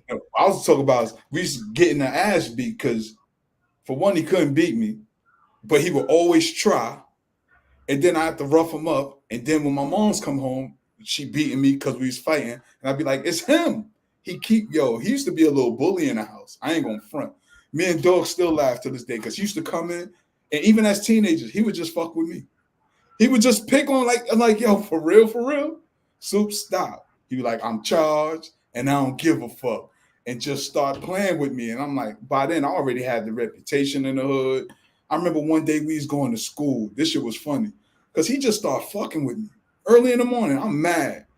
I just slammed him on his back. He yelling, ow, ow. My mother coming in the back, what's going on? Tad slammed me out. And my mom's plucked me out. Yeah, right to the judge. My mom's the only one who could beat me because I dare not swing back at her. Mind you, my mom's probably like 5 feet, 5'2", the tallest, and she just plucked me out. Bing, bing, bing. And I used to hate that shit. Oh, bro. I remember one day. She helped me grow. Real quick, she helped me grow to the man I am because of all of the shit I went through, Gutter. Like, I had a big case before, they was trying to clip my lights out, tried to give me an elbow. And she stood by me. And I'll never forget, this is the toughest, because, I had a few felonies prior to that, just in and out. I've always been blessed to be smart, to know how to play this game that dudes play in the street. So I really have no felonies, but I've been picked up on tons of felony charges. So one case, my biggest case, she came to see me on Thanksgiving. And I'll never forget, Gutter, because she always said, I'm never coming to see you. So the couple of times I was jammed up prior, she never came to see me. So on Thanksgiving of 2001, she came to see me. So I was surprised, like, oh shit, my mother here. So she's like, Tad, how they treating you? I said, you want to know the truth, Ma? They treating me too good. She's like, well, that's a good thing, ain't it? I said, nah. I said, I don't want to get comfortable here. I said, this is how dudes keep coming back to jail. They get comfortable. She said, well, Tad, I always said, you be the man you are, you're going to be all right in here. Of course, I had to pluck a few dudes out. It was nothing, light work, because dudes be talking until you really put hands on them, show you about that life. So this is 01. I get out. I'm still trying to figure things out, Gutter. I don't want to go back to the streets. I'm trying to get back to work. I'm trying to find a decent job. So I'm taking bum-ass jobs, washing dishes, sweeping floors in supermarkets, turning down the big paper of the block because I don't want to go back. I get hired to work with the city, the job I have now. And this is 05. I'm about to start the job, but getting a little tussle over at the terminals, home base. The young boys, one of my youngins got into it with another youngin, pull the thing out 1, 2. I try to take the thing from Shorty, but he ain't short, bigger than me. You know what I'm saying? So we tussling. He called his man. So now I'm fighting a couple of little shorties and a hammer. Popped me upside the head a couple of times with the hammer, and then threw some at me, clipped my ear and all that, Gutter. I'm in the hospital bed, head taped up. My mama come in. With all sincerity that a mother could say, she said, Tad, when you gonna stop this shit? She said, you get ready to start a new job. When are you gonna stop? I was like, for real, Ma, this time it really, really wasn't my fault. And I love the fact that she knew I was being honest with her, that I didn't go outside to seek trouble. But, me being the friend that I am, if one of my mans is in the gym, I'm going to hold you down. So that's how all of that came about. You know, and my head was stapled, everything, you know, light stuff, because back on the block and right back at the scene the next day. I was back the next day without a mob or nothing. I came with what I needed to come with. And I like that dudes respected it because they knew who I was. Because one of the shorties was like, oh shit, chill, that's Tad. But by then we already looking like he cliffing them. You know, when everybody tussling them, but a crowd of smoke, that's what it was.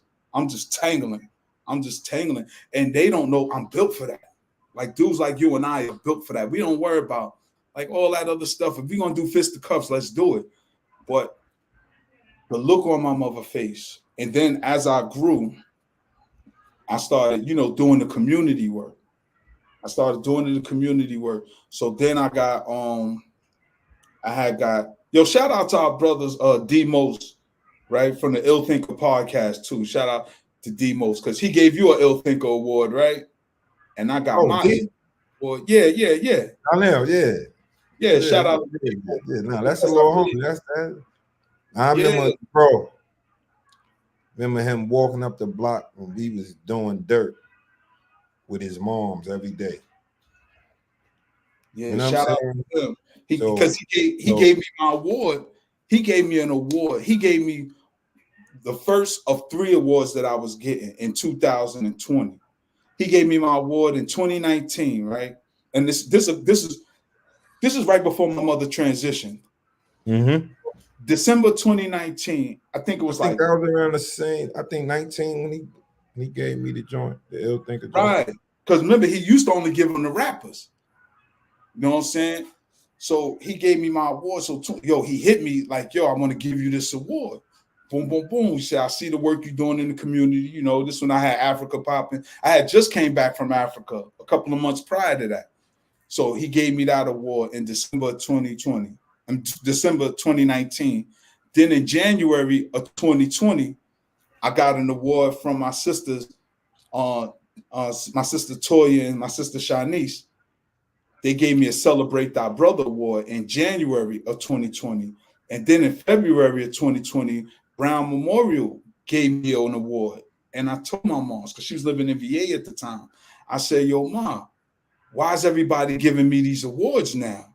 Like, it's crazy. She said, Tad, people see you. You do a lot of good stuff. Despite all that you've been through, you did good stuff for the community. Like, because I was the Boy Scout troop leader in the early 2000s. Like, you know, I try to help when I can. And I told my mother, I said, I never feel like I'm doing enough. Y'all not the Boy Scouts anymore. Well, Scouting of America. Yes. Oh, wow, right. Well, when I did it, it was the Boy Scouts. Yeah. Scouting of America. Yes. It's now. Thank you for that's the name. Yeah, I believe you because it's crazy. And that's why I saw that. This was crazy. What did I see that on? I think the Daily Show. You know, I be watching little clips of certain joints. You know me, I like comedy shit all day.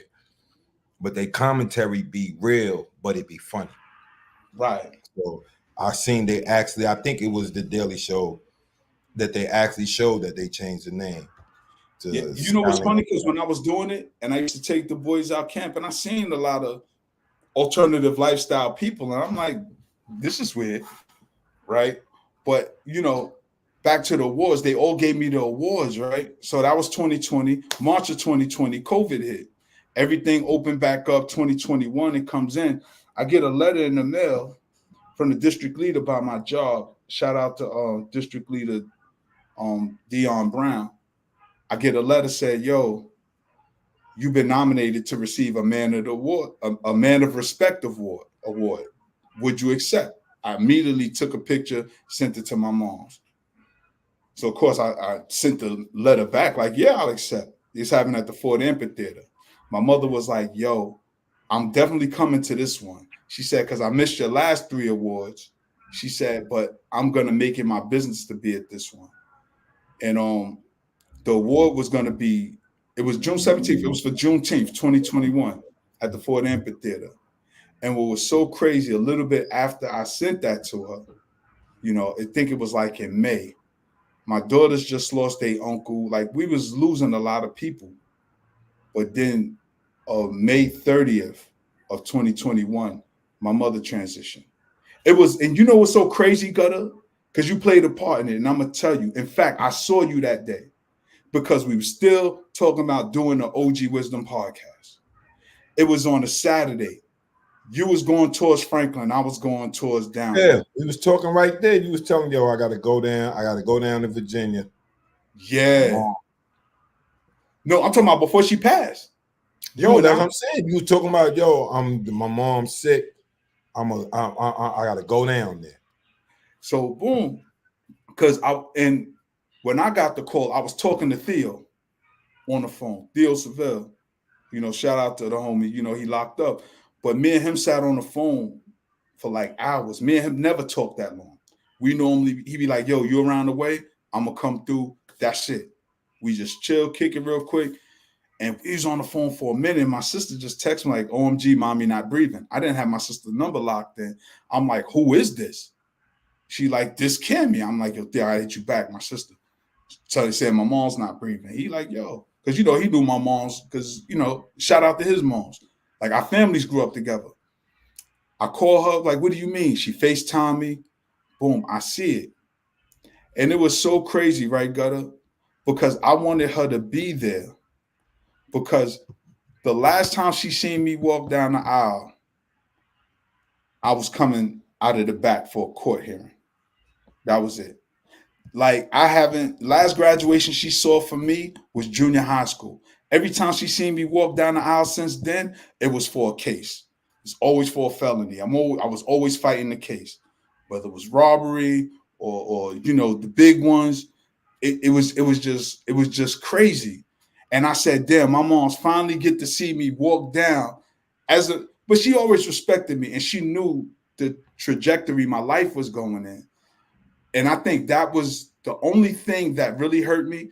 But I love that she let me know that she was so proud of me, of the transition I made from raising my children to what I was doing in Africa, what I was doing with the children in the community. She would always tell me, and her joke would always be like, "You a good dad. Could you be my dad?"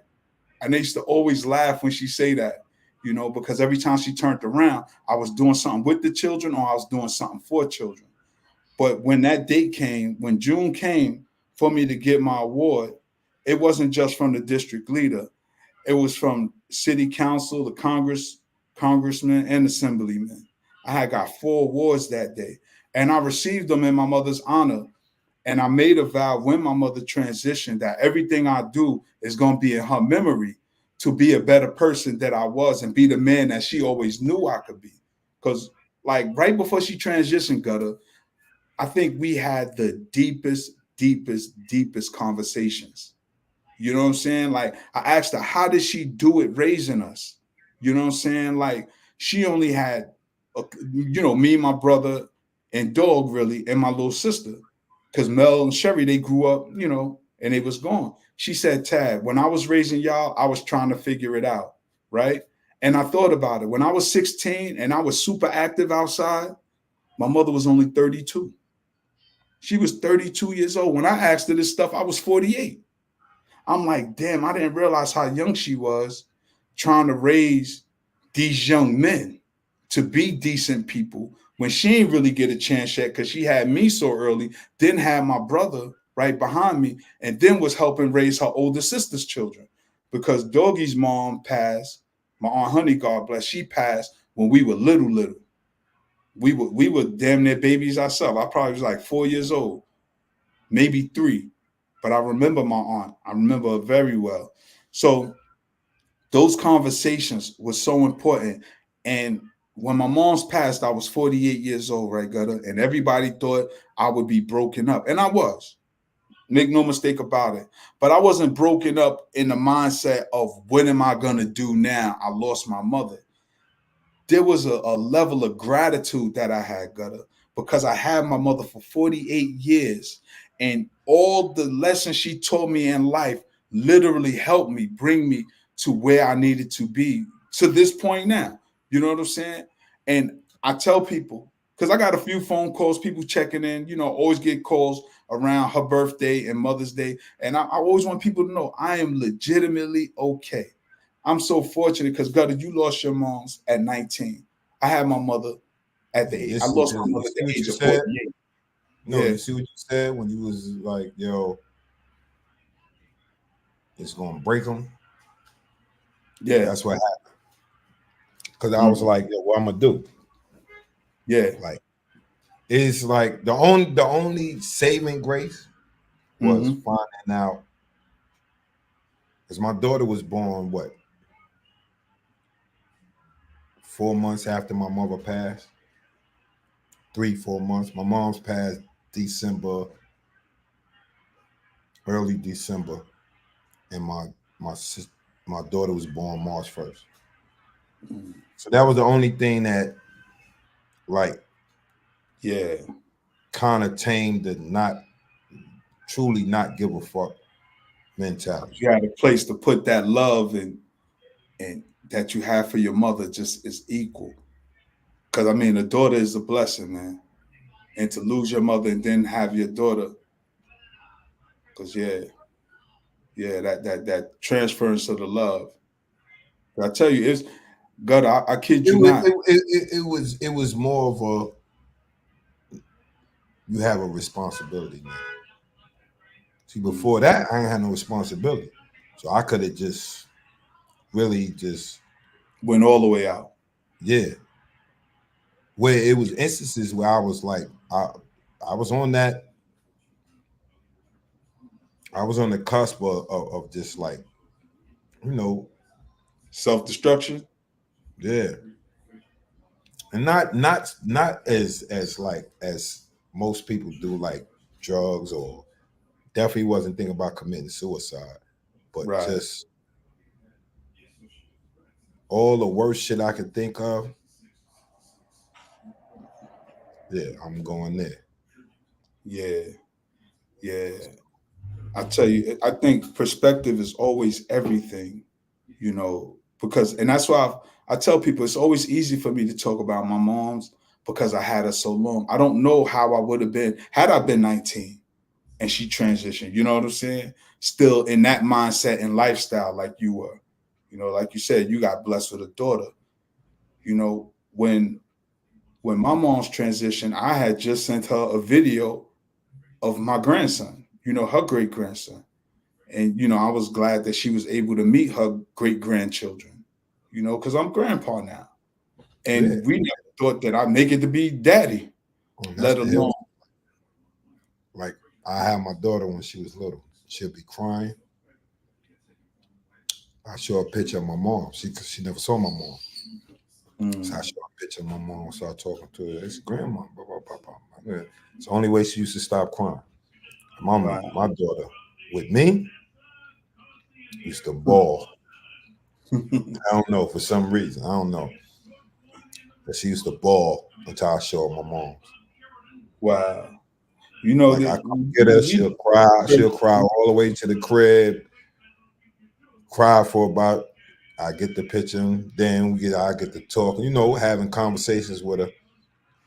She ain't old enough to respond, but I had a conversation. She fully engaged.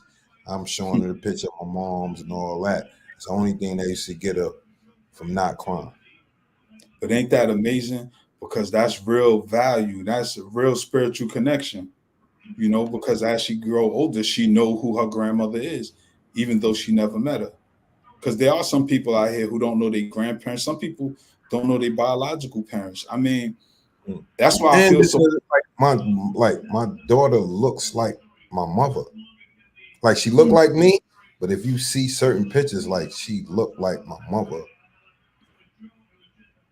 Do she look like her in this picture here? Yeah. My daughter eyes are chinkier though. That's the only difference. Like my mom's eyes weren't as slanted as my daughter's. Yeah, Me or my daughter, like me and my daughter, eyes are more slanted than my mom. yeah. It's crazy. Like getting the images up. Shout out to my baby Kayla, man. Kayla hooked the pictures up so we could because I'm not a tech geek at all. It had to be a particular format, so Kayla rearranged it and formatted so that we could upload it. so that we could upload the pictures, because I was trying to upload it and it just wasn't working. You know, that's why it's good to have young people around. Because I Yeah. was like, baby, could you fix this for daddy? I go, like, yo, Gutter, no lie. From the moment you sent it to me, I was fiddling with it, download and re-download. I'm like, what am I not doing right? My baby came. I said, baby, I got like 5 minutes. She said, hold up. I got to download this app. So she was like, daddy, I got to download this app. When I download the app, I need you to email me the pictures, and then I could change the format and then upload them. And my baby did it. And I'm like, that's why I love you. One of the reasons I love you so much, baby. You know what I'm saying? Because she was there in the clutch. I ain't even really get, and I didn't even get a chance to upload my mom's pictures. Well, I said, let me get yours, because I should have some in my mom's joint. But again, in my laptop, but I couldn't convert them and do them right. You know what I'm saying? And again, like I was talking last week when you was out on assignment, I was like, yo, we are learning with this. This is new to us. We not tech geeks. We not Yeah. none of that. Just two brothers with life experiences and And we perspective. ain't like, we not journalists either. So Right. this is something that's like, it's a That's growth new to process. us. Yeah, it's And a I tell growth people they process. on the journey, right? They on the journey right along with us. Yeah, this is a process that both of us on, and whoever that's watching is on it with us. That's So it. as That's a things fact. get better, you know what I'm saying, as we learn more, like that, as we learn more, things will get better. And as things Yeah, get better, things will get better. that's right. If you And understand what I it mean. is, because there's so much relationships we build and the connections we make and things to take us to the next level. And I always say I appreciate the supporters, the people who tune in every week, the people who just Oh, ask yo, the people who like and share it. You know what I'm not saying? That's not to appreciated. get off topic, but Mhm. you gotta tell me how the podcast conference was in Oh Atlanta. yeah, yeah, yeah. That was dope. That was dope. I met a lot of folks with other joints all around the country.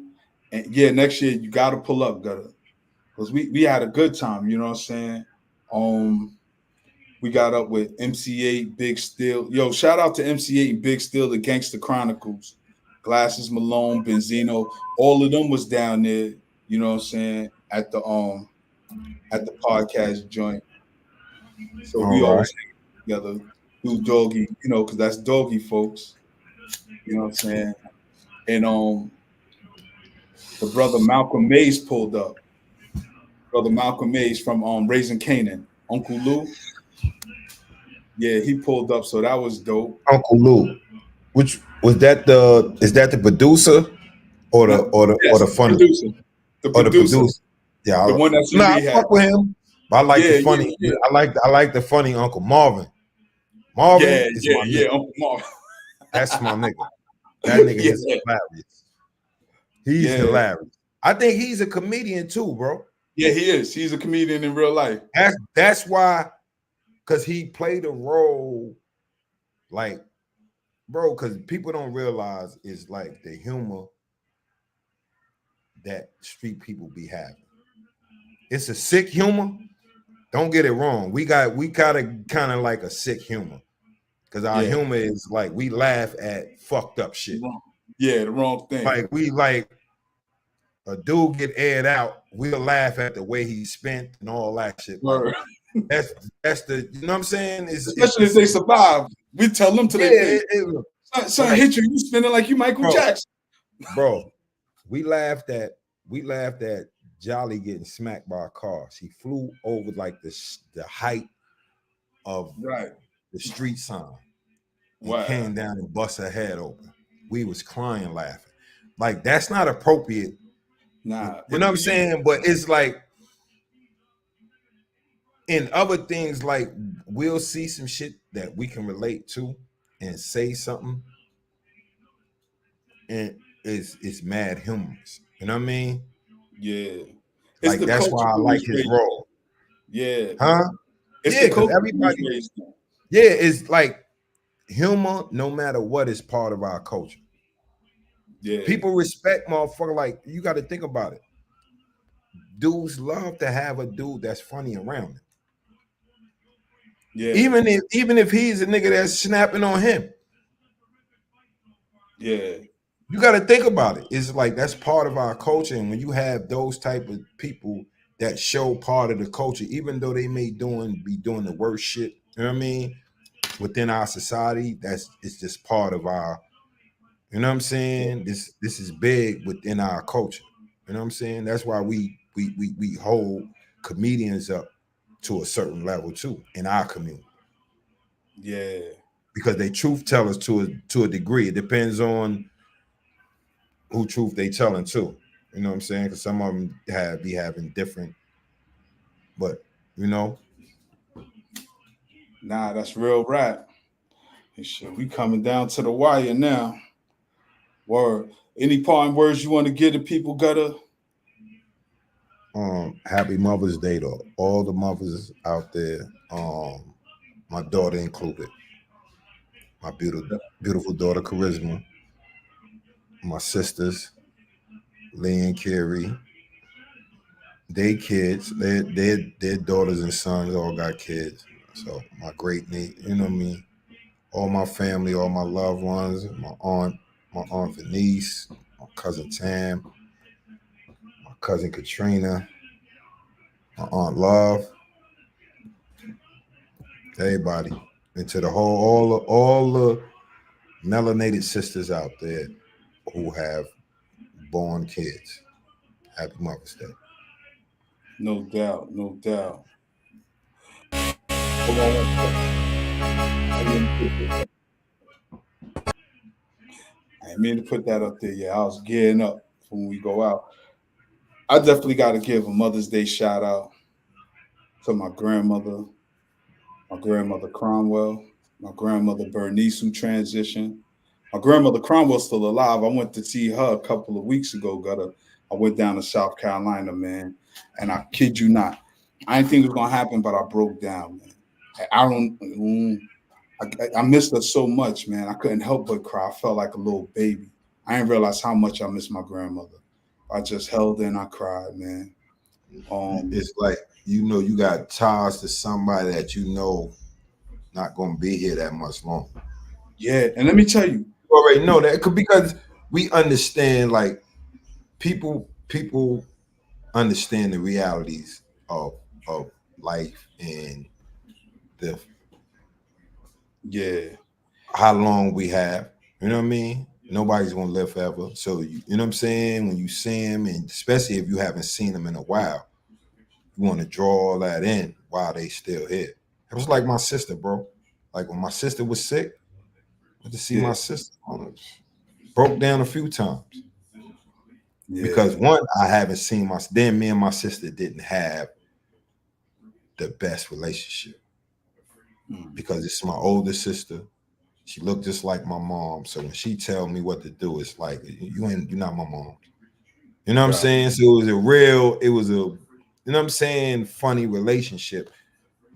With and being that my sister spoke so well and her husband spoke so well, me in the teenage years, y'all trying to act white when that was far from the case. You understand what I'm saying? Because he's from the D. You know okay, what I'm saying? He from the hood. You know what I'm saying? It's yeah, just that they knew how to work the game. You yeah, understand what I'm saying? They knew how to work. They knew how to work the system because from they weren't like me.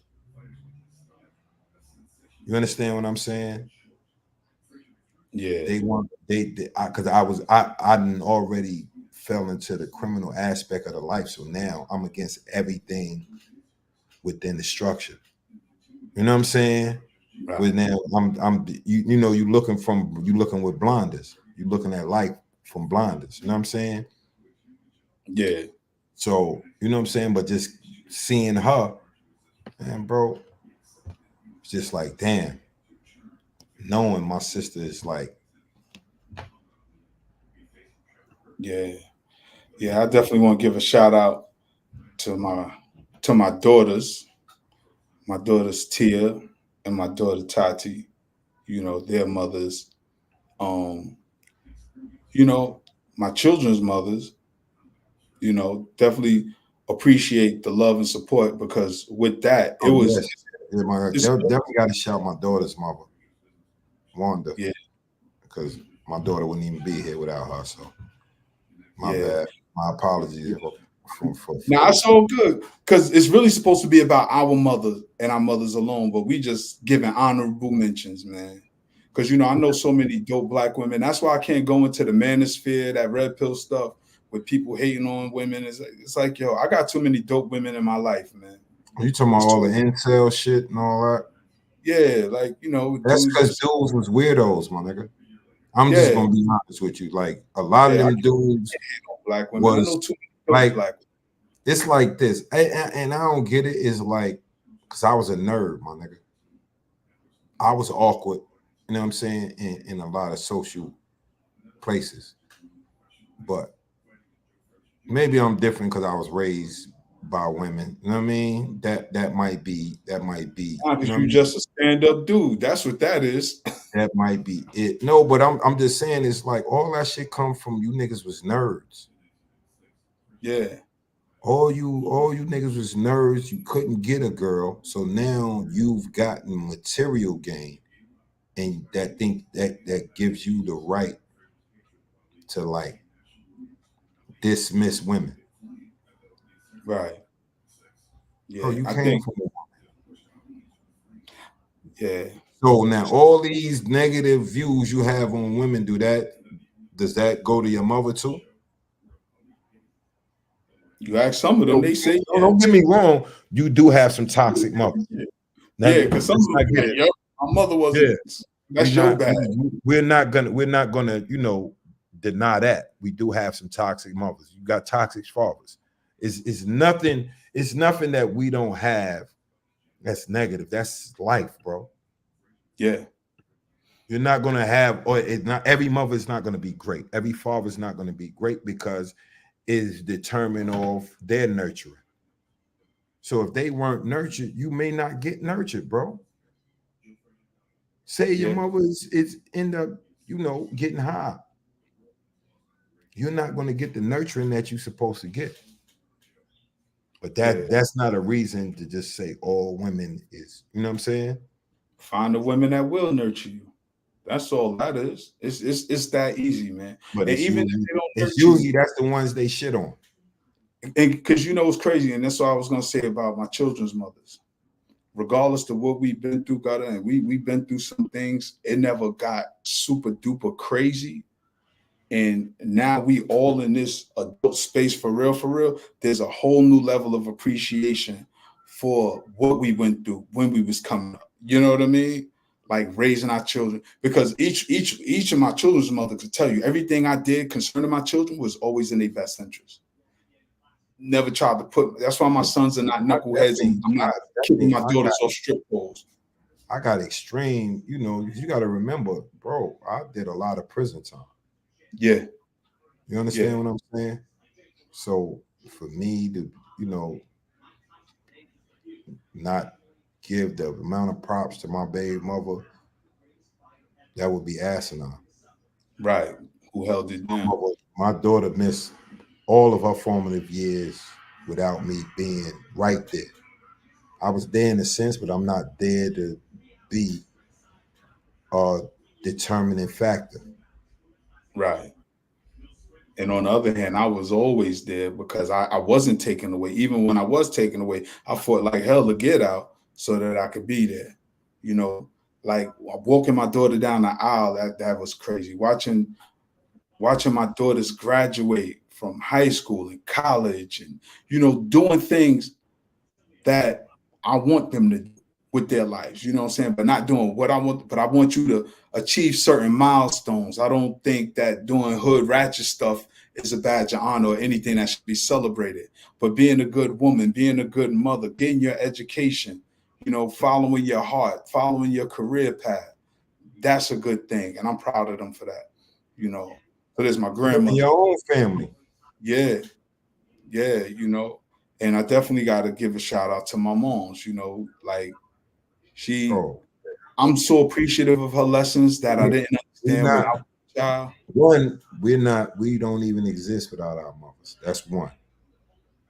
You know what I'm saying? Two is for both of us, even though we had our fathers in our life, the primary provider for us was our mother who nurtured us to be the people we On to the like. tomb. Our fathers gave us jewels because my pops definitely, as I matured and got to a teenage years, my pops gave me a lot of jewels.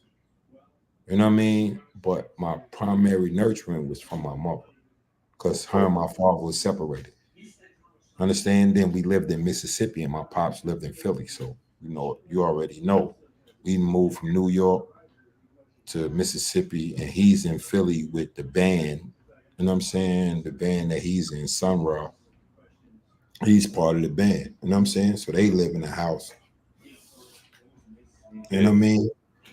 And they separated. So he's far away. He halfway across the country. My mother had to do everything, you know what I mean?